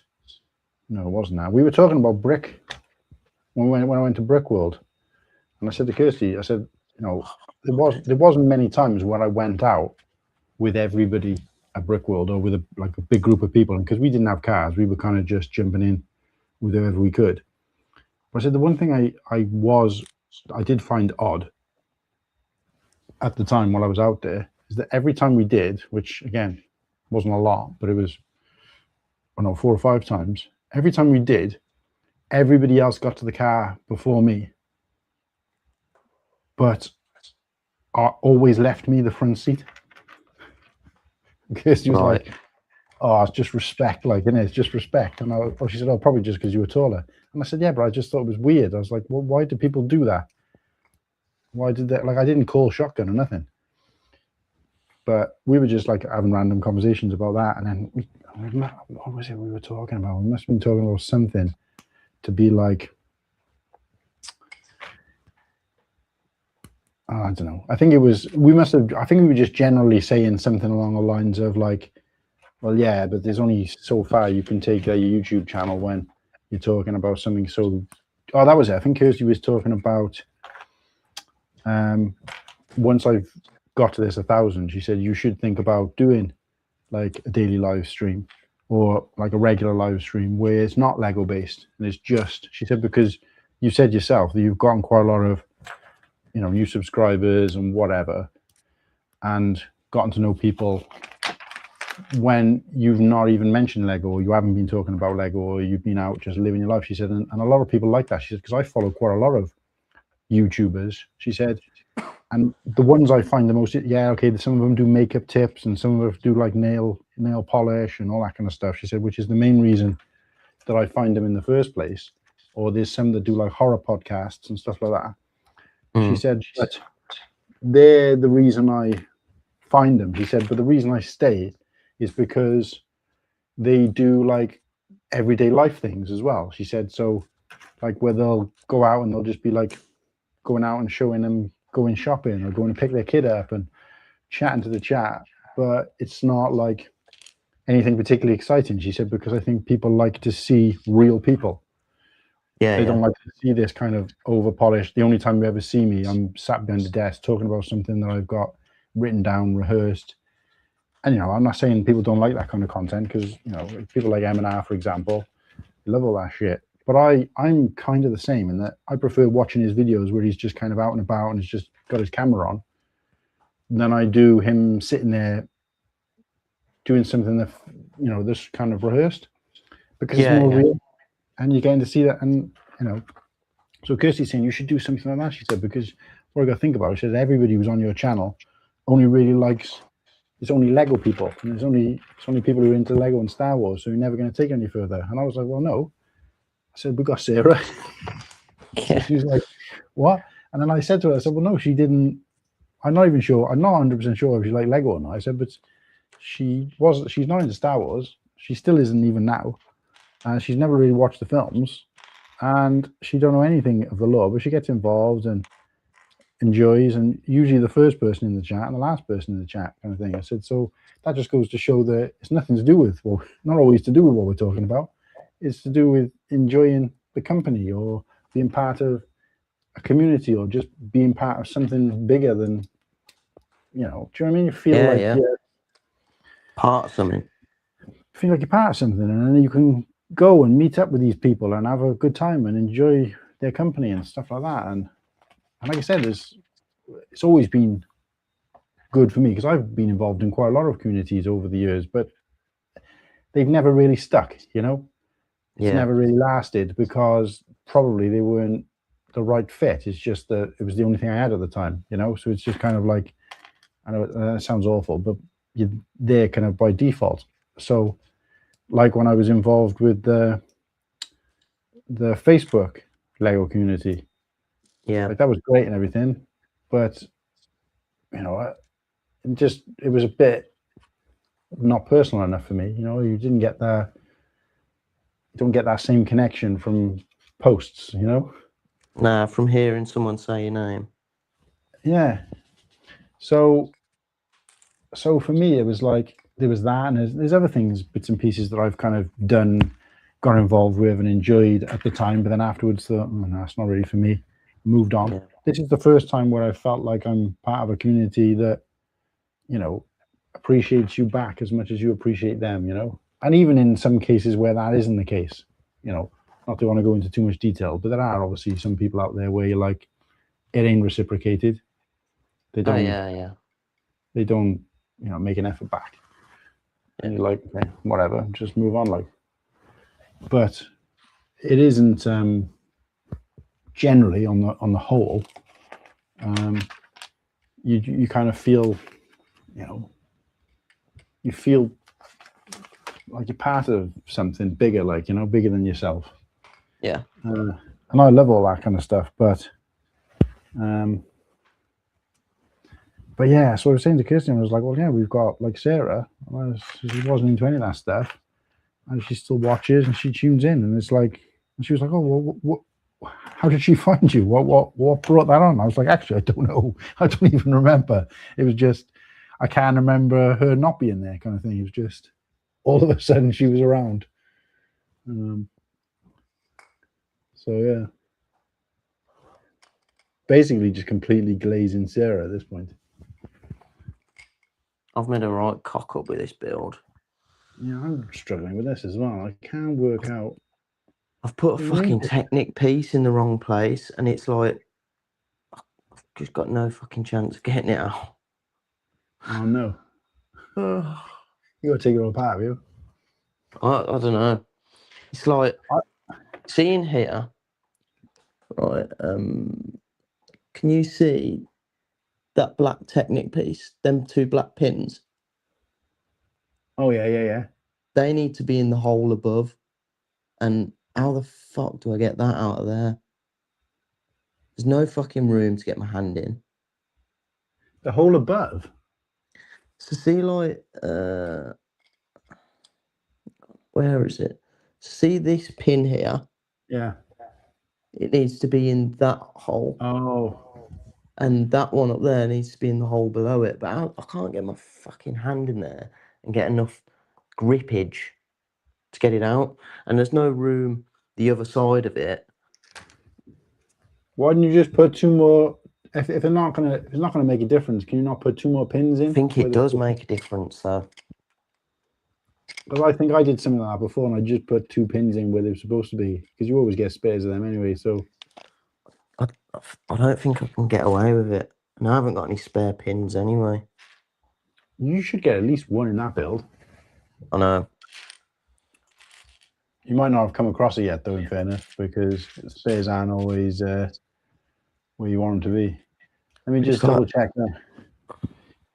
Battle of Felucia Separatist MTT. Oh, got it. Did you get one out? I think, well, yeah. That was fucking clever. Done well there. Right now I need to do the same shit the other side. I can feel pieces falling off. Oh, shit. I'm going to start winding myself up here. You got 22 of those pins in that set in total. There's also a pink brick in there as well. Yeah, I've used that. And you've got how many spares? I've got them. Ha ha ha ha ha! Get to fuck. Yeah, you get one black pin spare, so you wouldn't have enough anyway. To be fair, the only thing that's fell off is a fucking blaster. So I've got this position here now. Let me show you what I'm doing. So I've done this arm right, and I've checked. I've done the arm right, but you've got to. Have you built this? Yeah. So you've got to connect these two together, and it clips here, but it doesn't clip to anything on the arm. So I'm thinking, okay, what's the point? But it doesn't. Oh yeah, it just sits there like that. Yeah, but in the instructions, it shows it leaning up against further up. Like if this was a longer rod, it would be in the right place. But it's the only size rod I've got. So this is a 3 long rod, and I think if I had a 4 long rod, it would be further up the arm where it shows like in the instructions. Look, if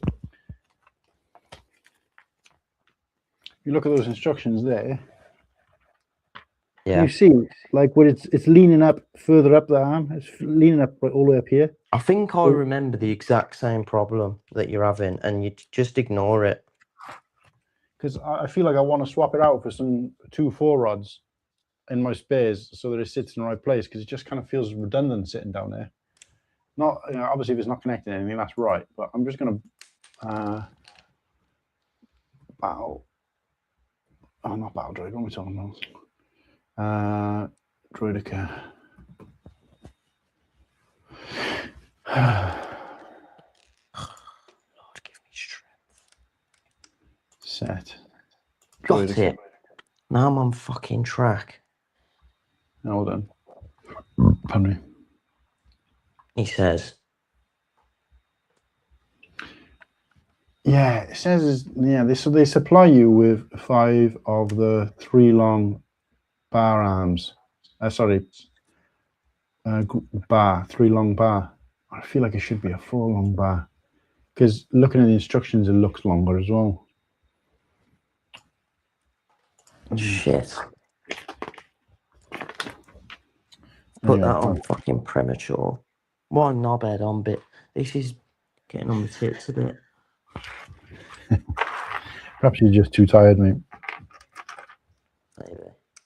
If you're starting to feel it and you want to call it, just let me know, mate. I'm tired, but at the same time, I don't want to leave a fucking half-built Lego set here. Have you ever done that? What? Built a half-built a set? I can do it, but it's like it's on the lounge table. There's bags all over the shop. If my son sees this when he comes downstairs in the morning, it's game over.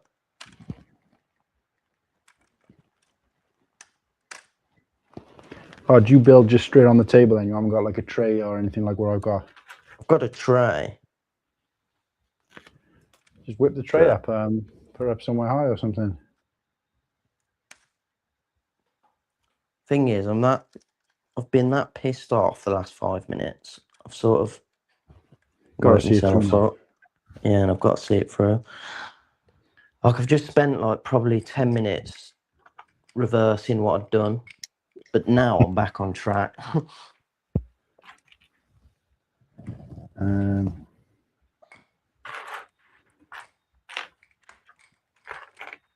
mean, this is a really fucking cool mechanism. I'm interested. Really cool. I'm interested. It's funny actually, because I'm interested to see the mechanism of yours when it's complete. But I'm also interested to see the mechanism of mine, because this thing rolls up into a ball. Yeah, it does. Well, do you want to full screen me a set? Because this, you'll get to see this without all the panels on. So it's like... Fucking, I haven't seen those big red arch pieces for years.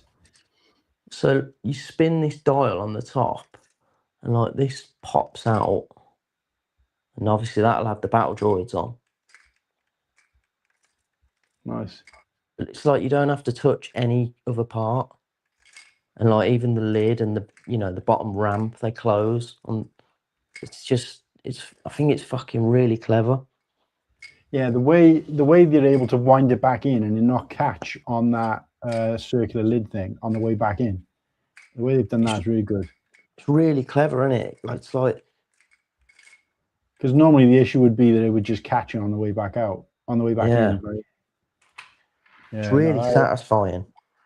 See, so downscaling, and obviously the nicer colouring, I think it's worth, and the figs, I think make that set acceptable to be downscaled. Because if you can, like, I got no problem with downscaling if they can make improvements on the set. Yeah, See yeah, what I mean? and we sort of fall in the same bracket of downscaling doesn't annoy us too much because it's like, well, I can get more stuff with the space I've got. Yeah, it is hard to comprehend when they're doing like the whole pricing thing as well, though. But then again, so circumstantial, because obviously, yes, you can adjust for inflation, but then other people say, well, yeah, but it's more pieces or less pieces or more figures or less figures, and there's so many different elements. You'd have to be like the fucking Rain Man to work out whether the set was better. Now, don't get me wrong, if 10 years ago you could have got a really good build of a turbo tank with 8 figs, Yeah, and then 10 years later a crap version of a turbo tank, the smaller, with 6 figures, and it's 200 quid, then there's no science to that. That's fucking wrong, isn't it? But in a lot of cases it's not that straight cut. No. So this is why I always try to, both in content, on what we do on the show, but particularly in what I like to put on my channel. And I know I don't do a lot of like reviews and that kind of stuff, but when I talk about like videos and when I do any kind of videos or anything like that, I can't be asked mentioning price, because it's just so circumstantial. Because are you paying full price? People are happy to pay more for something. It's just like when you buy a fucking brand new car. Yeah. Some people are going to look at you and go, why the fuck did you pay that? Well, I wanted to be the first person to ever drive this car and all the rest of it. Do you know what I mean? If that's what you're into and that's what you want, then it's worth more to you. Do you see what I mean? Yeah. So arguing about price, to me, is almost as asinine as arguing about someone else's opinion. If someone else says they like that set, you fucking shouting in their face that no, the set is crap, that has no effect on their opinion. So it's kind of fucking pointless. So why would you waste your time? Like, you can say you don't like a set. Someone else, Jim, can say he hates a set. You can say you love a set. And great, move on. But there's no right or wrong, is there? That's what I'm saying. And so when it comes to price, I don't think it's a fair analysis in terms of it being, I mean, I know obviously I'm here making a statement that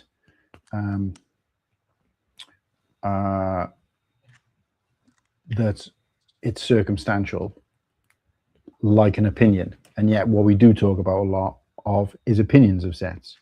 So I get that, but the difference is with an opinion is it can be interesting, and it's never straight-laced. Whereas other people, like if I say I like something and you say you don't like something, and it's the same set, people can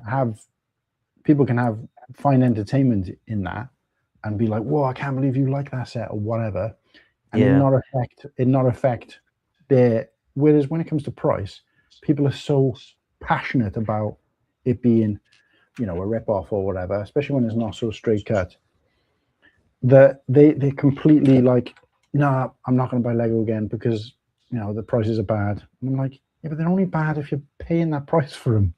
Yeah. If you're not paying that price, like I know what they're getting at. They're getting at the principle of the thing, and the principle of the thing is that Lego has released it at this price.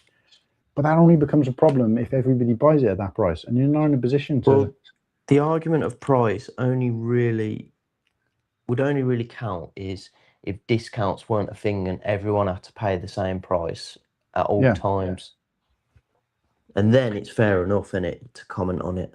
But the fact when you can moan and say, oh, this set's well overpriced, and I can say, well, okay, you might not be happy paying £100 for it, but I'm happy to. Or you might think, oh, this set looks like it's worth 80 quid. I'd be happy paying that. And I might think, well, actually, I think it's worth 50 quid. So it's pointless, isn't it? Yeah. And it's not something that we can control But it's also not interesting, I don't think, for viewers at least, to watch, because you're never going to get an answer. Whereas with I feel like with an opinion, like opinions, if they either go with everybody else's opinion, in which case it's kind of easy but also kind of boring, or they become hot takes. So like everybody knows now that I think the Arc 170 is not the Arc 170, sorry, the V19, the newer version of the V19 is better than the old version, and I've owned both. And people are like, that's a completely hot take, but they know it now, and it's become, like, I've stuck by it. I'm not going to say it's different because society tells me that it's better. Yeah. But it is that becomes like an element of entertainment value for people, where it's like, oh, Cool Hand don't do UCS, and Cool Hand thinks this is better, and Cool Hand likes what do you call them? What are the frigging mechs, and that kind of thing. Yeah. And it's become like a bit of a, because that's entertaining, because and it's entertaining because I've got a different opinion to the general opinion, and it's the same with all of us with one thing or another. So, but yeah, I don't know. And again, I'm not thinking of it. When I have these opinions or whatever, I'm not thinking to myself, oh well, which is more entertaining. I just feel like when it comes to price, by the time you factor in how much you have paid, and of course, like whenever we talk to Liam about $1,000 set, and Liam's like, well, that whole conversation about that Death Star being $1,000 means nothing to him, because it's more than that for him. Yeah. I mean, and it was less for us in the UK. So that entire conversation, and the conversation circling about, oh, $1,000 set, the first $1,000 set. I'm like, oh, what I mean? It's just it's not relevant to everybody. So yeah. I mean, I get pissed off when I see people, like you said, saying they're gonna judging a set by its price, because I just think that's so fucking stupid. Yeah, there's just so many opportunities to get sets at different prices these days, isn't there? Well, that's it. And not only that, but like, I think the argument was, I think I was talking to Hive about it, and he was saying, well, even if it's overpriced and you wait for a deal, you're still getting. And I said, no, I understand that. I feel the same way. If a set comes out and there's $100, let's just say for argument's sake is $100. Let's just say for argument's sake dollars, right? Because that's the currency obviously that most people deal in this community. So if it's $100, but you're like, nah, that ain't worth $100. That's worth $50. Then when it comes down to $50, then I still want a discount on it off that. Yeah. Because it's only come down to the price I think it should have been now. So you still, do you know what I mean? So there's still work to do in terms of, and that's what I was saying, is because if that same set had been $50 a couple of years back, when the value for Lego was better, then you would have waited for a discount on that. That's why I'm saying, I do both. So I'm trying to think of a live example, because there isn't many. Oh, like the battle pack, for example. So that 327th. I can never remember the fucking thing. 327th battle pack, when it came out, I didn't agree with that price at all. So I'm not going to be paying that. It was like, what was it, 35 quid? I think so. Well, the last time we had a battle pack that size, it came out, I think, at 25, and I thought that was too much. So I waited for it. It might have even been 40 quid. I'm not sure, but either way. But I thought the last one was good value at 20. Yeah. And I actually like the figures in this one more. The Yellow Troopers, I like them more. So for me, I said to myself, well, it's 40 or 35, whatever it was, but I think 22 is a reasonable price to pay for it. When it got to 22, I bought it. Now, I think the actual price of that set, coming out of 35, that Lego would have valued it at, was probably, I don't know, maybe like 30. They only put that extra 5 or extra 10 or whatever it was on there to make that extra money off the people who had to have it day one. Which, you know, I all hail Lego for doing that. If people are stupid enough to fall for it, then they deserve to do it. It's up to them, isn't it? Yeah, absolutely. So I don't necessarily disagree with Lego. Oh, fucking hell, I'm an idiot. I just worked out why I couldn't work out that problem. But no, I just think you've got to. It's not just a case of buying it when it comes down to the price that it should be. If you're a deal buyer like I am, you should buy it when it goes down to the price that it should be, plus a discount, which is a lot to ask. But if you stick to that, then it's going to pay off for you. And that's basically what I've done with every set. Yeah, it just requires patience, doesn't it? But it pays. Yeah, I just realised the reason I wasn't getting these arms, the bar's in the right place now, look. It's because I've forgotten that you can fucking bend it at the elbow. So, of course, you bend it at the elbow, the arm's further up, innit? Fucking Wally. Not bad.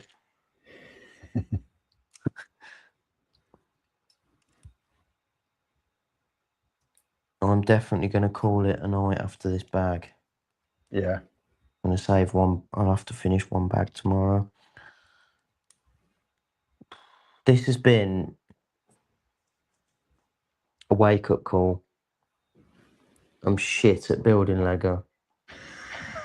I don't know if it's just because I haven't done a set like this for a while, or it was difficult, or what, or it's because I'm tired, but I've made such a fucking mess of it.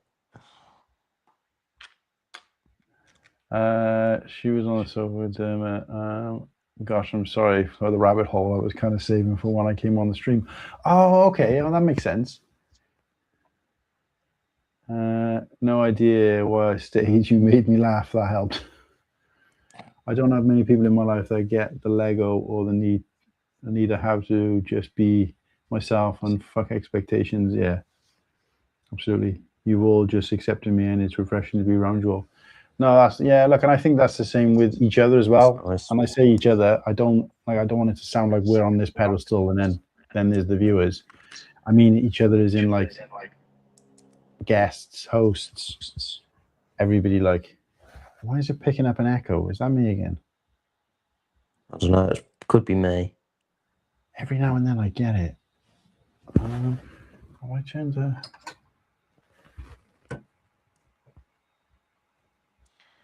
Every now and then I get a little bit lonely.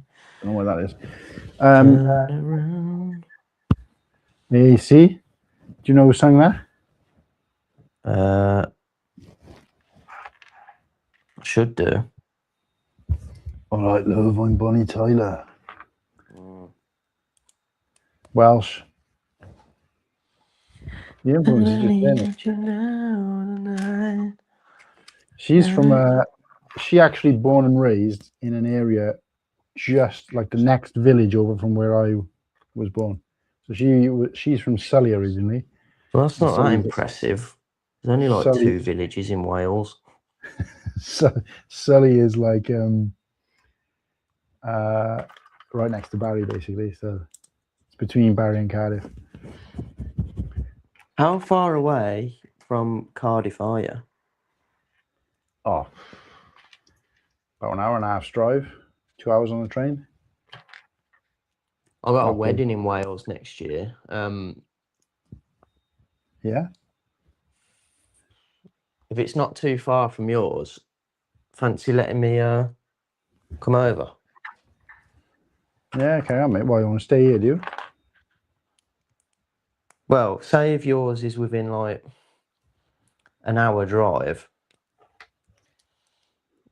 rather than driving back to Birmingham on the night. Will you be, you and the missus, will it be, yeah?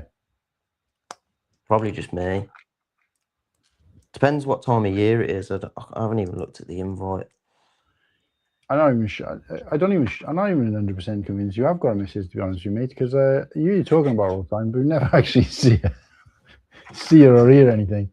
She's like the only person in the whole of the streaming community who's like a background character that's never been heard or seen or anything on the show. She would be mortified if she was on camera. Oh, really? Yeah. So when she knows you're streaming, it's just like, right, I'm going to the far end of the house, like for the day or wherever. Pretty much, yeah. And she knows, like, when I'm streaming, she knows it's a bit of me time. Just leave me to it. You know what I mean? No, that's fair enough. Are you married then? No.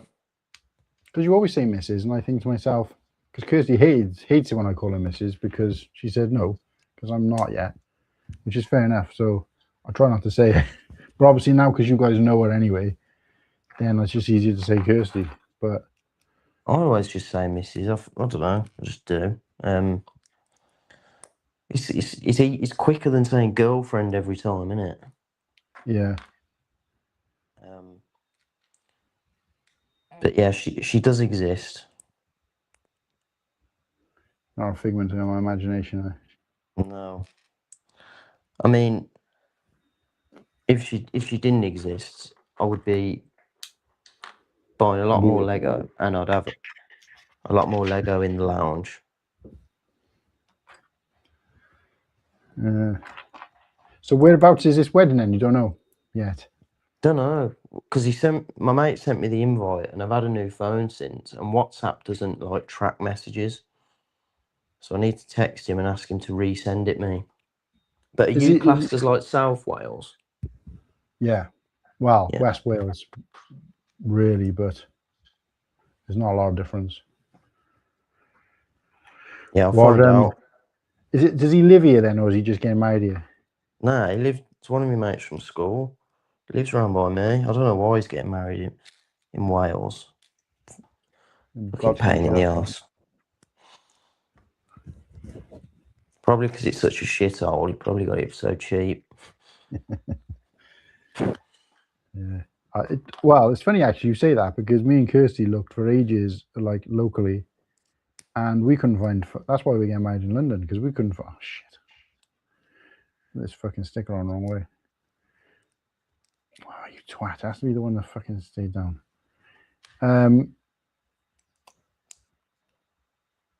Yeah, so we couldn't find like anything that we wanted within like a reasonable price range. Not even within our price range, but a reasonable price range. And when I say that, what I mean is, you know, if our budget is, I don't know, £10,000, and the places we were seeing were £12,000, fair enough. You know, still out of our budget, but that's a little bit different from, you know, your budget is 10,000 and everywhere you're seeing is 25,000. It's like, what the fuck? That's just unreasonable for what you're getting. And yet London was, oh fuck, I put the wrong fucking sticker. Oh, you twat. I put the wrong fucking sticker on. And the annoying part is that was the one, it was the one that I put on wrong. So I've already peeled it off once to put it back on right, because I thought I had it the wrong way around, but I hadn't. I put the wrong tie on the wrong fucking plate. That is frustrating. I'm going to try and fucking peel it off, and I know I'm going to fucking make a crease in it. Fucking wanker. Ah, I've already fucking ruined the corner trying to peel it off. Ah, you bastard. Yeah, so there was a bit of a difference between out of our budget, but oh well.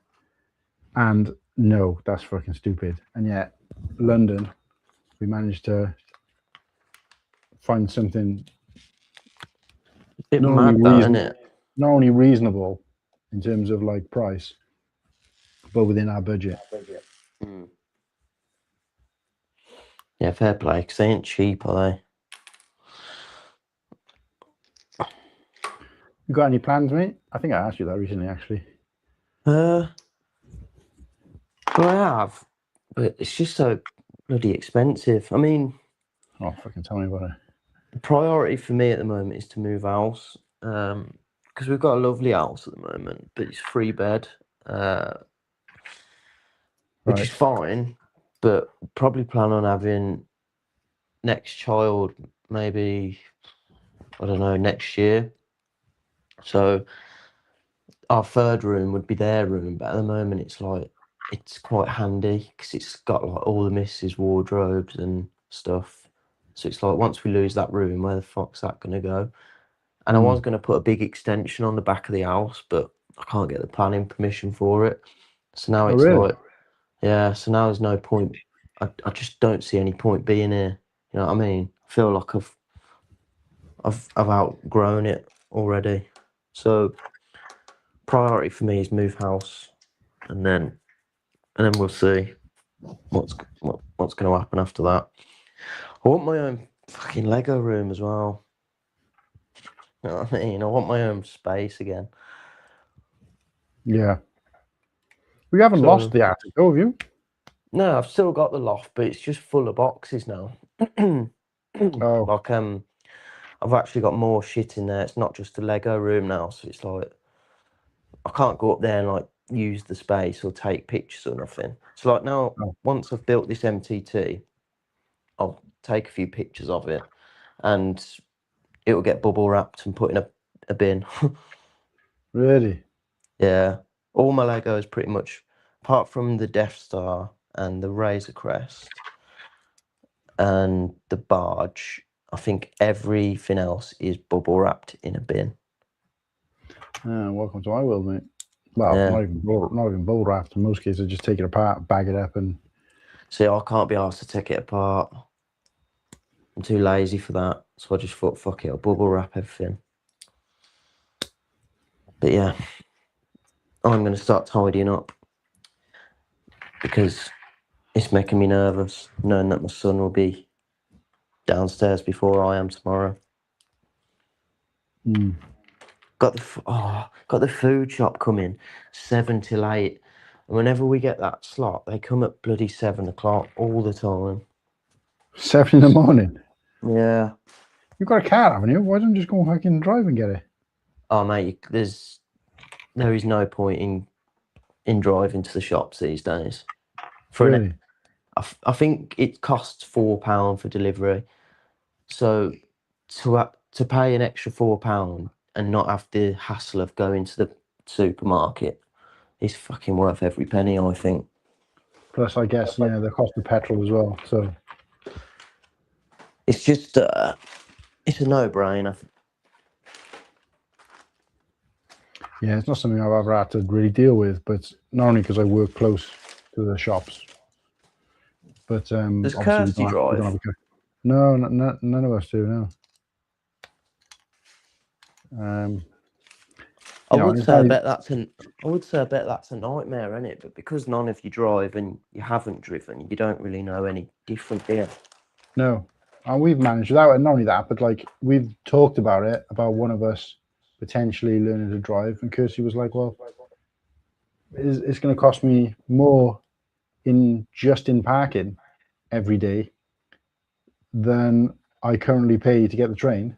Yeah, it's the convenience, but obviously when you think the extra cost for petrol and then just running a car just to have it, and then you still got all the stress of driving there, and it's actually would take probably longer because the train route is direct and it's like one stop.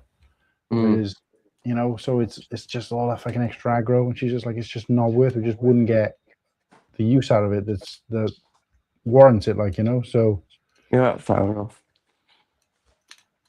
and I wouldn't get any use out of it because it's easier for me to just walk to work. So You ain't got a ferry Maya around either, really, have you? no. She's sort of old enough to. She used public transport, I'm guessing. No, where she lives in like in Ammerford, which is not far away from here, but she walks to school because she's like quite close. Yeah. But her mother and her stepdad both got cars, and they like drive Drop her everywhere. off.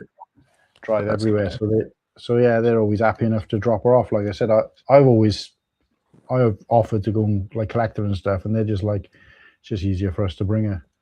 So in fairness, when I was a baby, I was traveling like from the valleys, or a bit of you wouldn't know, but a massive distance to go and collect her and drop her back for years when her mum didn't have a car. Yeah. Before she was with the guy she's with now. So I basically did all the travel for the first 5 or 6 years of when she was a baby, right up until that point, until I moved closer to here. So she was just like, I never did any traveling or whatever then. So I'm happy enough to come and, drop her off. She's off. Llanelli's the next biggest town. So she comes here like food shopping, and they both go to the gym down here and stuff like that. So that's handy, isn't it? So I said to her, look, well, I tell you what, I'll pay you what I would be paying if I was getting like the bus or whatever, and then call it fucking quits then, basically. So fair play. Right, mate, that's me all done.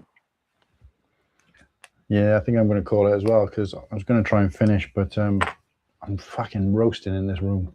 Yeah. I need to call it a night as well. Fucking hell, it's nearly fucking 1 o'clock. I know. Is anybody still out there? Sarah said good night now. Is anybody alive up there?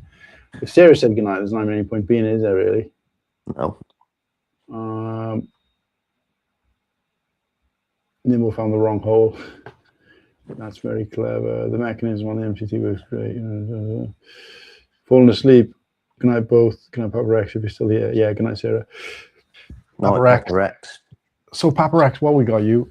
I know Nimble's going to shoot, but what is it you're actually doing right now? Is Withicky and Liam with you? What are you doing? Like, we're really keen to know, like, what you're up to at this present moment. And what's going on? What's everybody doing in the whole with the brick world gang? Really jealous they're not there, so we want to live vicariously through you for like 5 minutes before I go.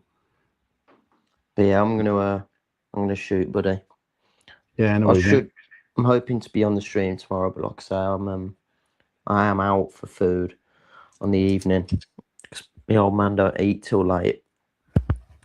Right. So we're having just having a takeaway at his. Going round in the morning to have breakfast, then going to the missus' parents for the day, and then back to my dad's on the night. So I'll just have to play it by ear, mate. Yeah, let me know. Like I said, I chucked you on a thumbnail, but I wasn't 100% sure who was coming along anyway. So yeah, I'll give you a text, mate. Want to know the crack. Padawan said he might actually be on tomorrow as well. Oh, fair play. So there you go. Right. All right. Nice one, mate. Take it easy. Ta-ra. Right. Papa Rex, been sorting all my goodies and purchases in my room and about to head back down to the lobby. Oh, mate. Nice. Nice. Gonna grab a bite and see what happens next. Awesome. Sorting all my goodies and purchases. Yeah, I remember that. Because obviously I'll be sharing with, I'm not sure who you're sharing with, but I'll be sharing with Slurpee and Witticky. So we basically I put all my stuff like away. Like I hung up my clothes and put my t-shirts in a drawer. Whereas I think Witticky was living out of his suitcase. Slurpee was living out of his suitcase. They just had their suitcases with all their shit in it.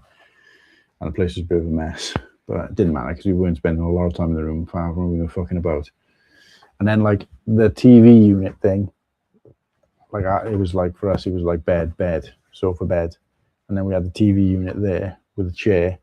And basically all our stuff that we bought or purchased and Lego and Christ knows what else, minifigs, just all went across there. Fucking, it was like a fucking treasure trove. There was more there than the stuff we brought with us at one point. Just like fucking piled up, fucking lightsabers, bags of Lego and sets and fucking sig figs and fucking posters and everything you can fucking think of. You couldn't even see the TV. It was just all this fucking, like, not that we watched it anyway, but it was all fucking just shit everywhere. All the stuff we'd brought and to give away, and fuck. And I remember that last day when we were trying to pack before we left, and I was just trying to sort through it all. It was just so much shit. I'm so glad we ended up taking a bigger suitcase. There's no way I would have got all that in my baggage. Basically, I was bringing a small suitcase with me, and then when I was trying to pack, I was at the point where I was like, my suitcase is at its limit, and I've got a few things I would like to take, but I can't, and I've got no space to bring stuff back. And the majority of what I was taking that I wasn't going to be bringing back, like giving away to people or whatever, was like small stuff. And yeah, I knew I was going to probably end up buying a set or two. So I was like, yeah, this is too close to call. I'm not going to squash everything in. I'm gonna take a big case. We took a big suitcase, but rather than take two, I put this and repack. I put the small suitcase inside the big suitcase, and then I put a bunch of other stuff in there, just so that it wasn't like rolling around in there. I think I took like a jacket and stuff like that, just in case I needed it for on the way. I can't remember. I put something else in there, something to fill out the space, whatever. And then obviously coming back, then I did the same thing, but in all that empty space in the suitcase, the bigger suitcase, I still had the small suitcase inside the big suitcase, but all the extra space was for like all the extra stuff I bought, and it was practically full between my stuff and Wicky's stuff, because I put all his purchases in my suitcase with my stuff, and then the small suitcase was in the big suitcase, but that was just clothes and stuff. So, but yeah, trying to sort through all that crap between me, Slurpee, and Whittaky's, like, who's this? What's this? just so much crap. But anyway, and the worst part about it is all mine is still in the suitcase from last year. I haven't even unpacked any of it. But yeah, that's a good feeling about getting all those goodies. Gonna grab a bite, see what happens. I'm not sharing my room, fuck that. Oh, that's surprising. Oh. But obviously, if you're flush for cash, you probably don't need to. But for us, I think it was just that extra level of, like, you know, because obviously we had the show together, we were quite comfortable with each other, so it made sense. So it was not just about saving money, but it was about having that extra level of camaraderie or whatever. So I saved $100 by not checking bags, so not much room for sets. Got lots of minifigs, towels and accessories though. Yeah, that stuff's not too bad, because sometimes you can get away with an extra bag going back. They say you're supposed to have one piece of luggage and then one carry-on, but like, don't say what size the carry-on could be. So I had like the band bag last time, and I took that. I had where was I flew to since Brickworld? Or maybe it was before Brickworld. I remember having the band bag. Where else would I have gone to? Where else have I flown since Chicago? Saying that, how long have I had the bag? Might have been before. Anyway, I remember having that drawstring bag as well as another bag. Oh no, it was Brickworld. So I was going out to Brickworld. So I had my suitcase, but I had a backpack with stuff in for on the flight, and like a change of clothes for when I got there, which I always do that. I don't really need to, but it's just in case anything happens with the suitcase, at least you've got a change of clothes. What I wanted to do, because it was a flight, I wanted to get there and get changed. Oh no, I tell you what it was. No, I wanted to get changed because it was such a long time between me leaving my parents' house in the morning. So I stayed with my parents the night before. I was up at like 3 o'clock in the morning. Because I got to theirs late in the evening, I wore the same clothes. I was only wearing them for like 2 hours, got to theirs, got changed, went to bed, got up at like 3, 4 o'clock in the morning. No, it must have been like 3, because my coach left at 4 o'clock in the morning. So I had to get up, have breakfast. My dad drove me into Cardiff, got on the coach. So I was wearing those same clothes. The coach got there at like 10. We had to be there like three hours before. So I changed in the airport before we got on the flight, so that I hadn't been wearing the same clothes for like 16 hours or whatever it would have been by the time we arrived. So yeah, so I basically took a set of clothes with me. I think I might have had another change, like a fresh t-shirt and stuff as well, again, because when we landed and got back, in case anything happened, but also I like to have like fresh clothes, like fresh underwear and fresh t-shirt, so that when we land, yes, if anything's gone pear-shaped or if I'm particularly like uncomfortable, I can get changed. But Ken picked us up almost straight away, so I didn't need to do that. But when we got back to the hotel then, instead of having to waste time going through my suitcase and pulling something out, I just grabbed what was in my bag and just quickly changed my t-shirt. Anyway, so I had a backpack with stuff I wanted to take on the flight with me, like a couple of snacks, crossword book, that kind of thing. Then I also had the band bag with just like the stuff that I wanted to keep like with me, like most important stuff. So like the suitcase went in the hold, the backpack went above, and then I put the drawstring bag like underneath my seat for stuff that I would need like constantly. I can't even remember what I was. It was just like bits and pieces. So yeah, effectively I had 2 carry-on bags. All that just to say I had 2 carry-on bags. Fuck hell. I don't know. I'm just talking nonsense now. I need to go to bed. I can hear Kirsty's still up, so I'm guessing she's still having problems with her shoulder. So my family was gonna go but couldn't make it. Oh no. Oh, that's sad. Yeah, I think if I was to come back next year, I would probably be coming with at least Kirsty, possibly Maya as well. And I would probably just go. I'd still try and get there for like maybe Wednesday or Tuesday, hang out with the guys, but obviously do stuff with Kirsty and Maya, but go and see like Chicago as well at some point, like the city, either whilst there or before we get there. Stay for the weekend and then either head home or head off somewhere else, because we'd be making like at least a 2-week holiday out of it. So let's say Wednesday, Thursday, Friday, Saturday, Sunday, 5 days of a 2-week holiday would be lost. So that would only give us 9 days to do other stuff. So yeah, it's unlikely. But yeah, that's if I come next year. If I come the following year, then obviously it'd probably just be me again. But if I go next year, it would probably be as a trip, as a stop off. And I did say to Kirsty, I'd probably rather go, if I can only go for a couple of days, I'd rather go like Wednesday to Friday and then leave before the weekend, because the weekend gets so busy you can't really do a lot, or as much. But then it means you all got to buy those tickets. So I don't know. But yeah, because I think it just would warrant, like say for example we wanted to visit 3 states in that area. Let's say for example we wanted to do, I don't know, what's next to it, Iowa,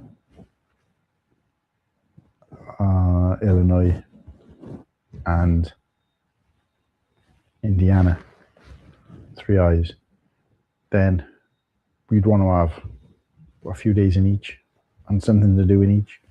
So I would want to be doing flights in between, but I don't know. I would like to go with my family because I think, Maya would enjoy it. It wouldn't be quite the same experience, because a lot of the experience I got last time and would enjoy was just hanging out with the guys, being in the room, and that was where most of the fun was, is like in the room, getting ready, going back to the room, and the stuff we did together. Whereas if I was with my family, it wouldn't be quite the same. Still be enjoyable, still be fun, but you wouldn't have that same level of like, just being able to hang out or whatever. So, but yeah.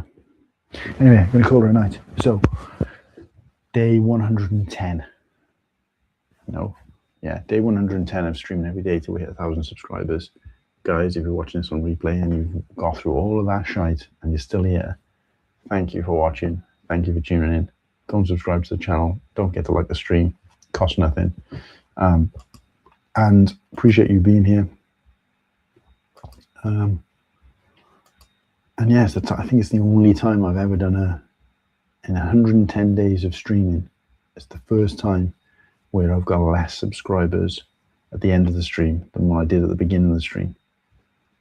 Go figure. Because even the ones where generally I lose subscribers between streams, because people might have subscribed and then realized, actually, I'm not interested in this, I'm gone. Or from me doing more content, people who are haven't been interested for a while keep getting these reminders instead of switching the bell off. They're like, oh, I keep getting reminders off this guy and I don't even watch what he does. I'm going to unsubscribe. That I get. But during the stream, so who's tuned in during the stream and gone, nah, unsubscribe? It's kind of weird, but it is what it is.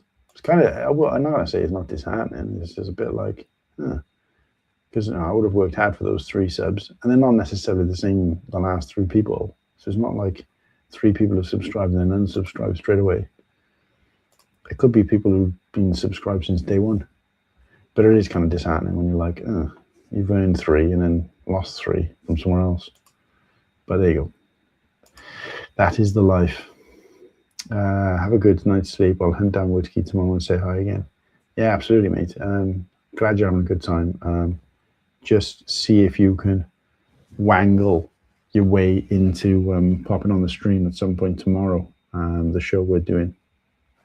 And because you're a member, you can see it anyway. But go and check it out. That's what we're going to be covering tomorrow. There's a sneak peek on there of the thumbnail. So yeah, see if you can wangle your way onto there to have your say.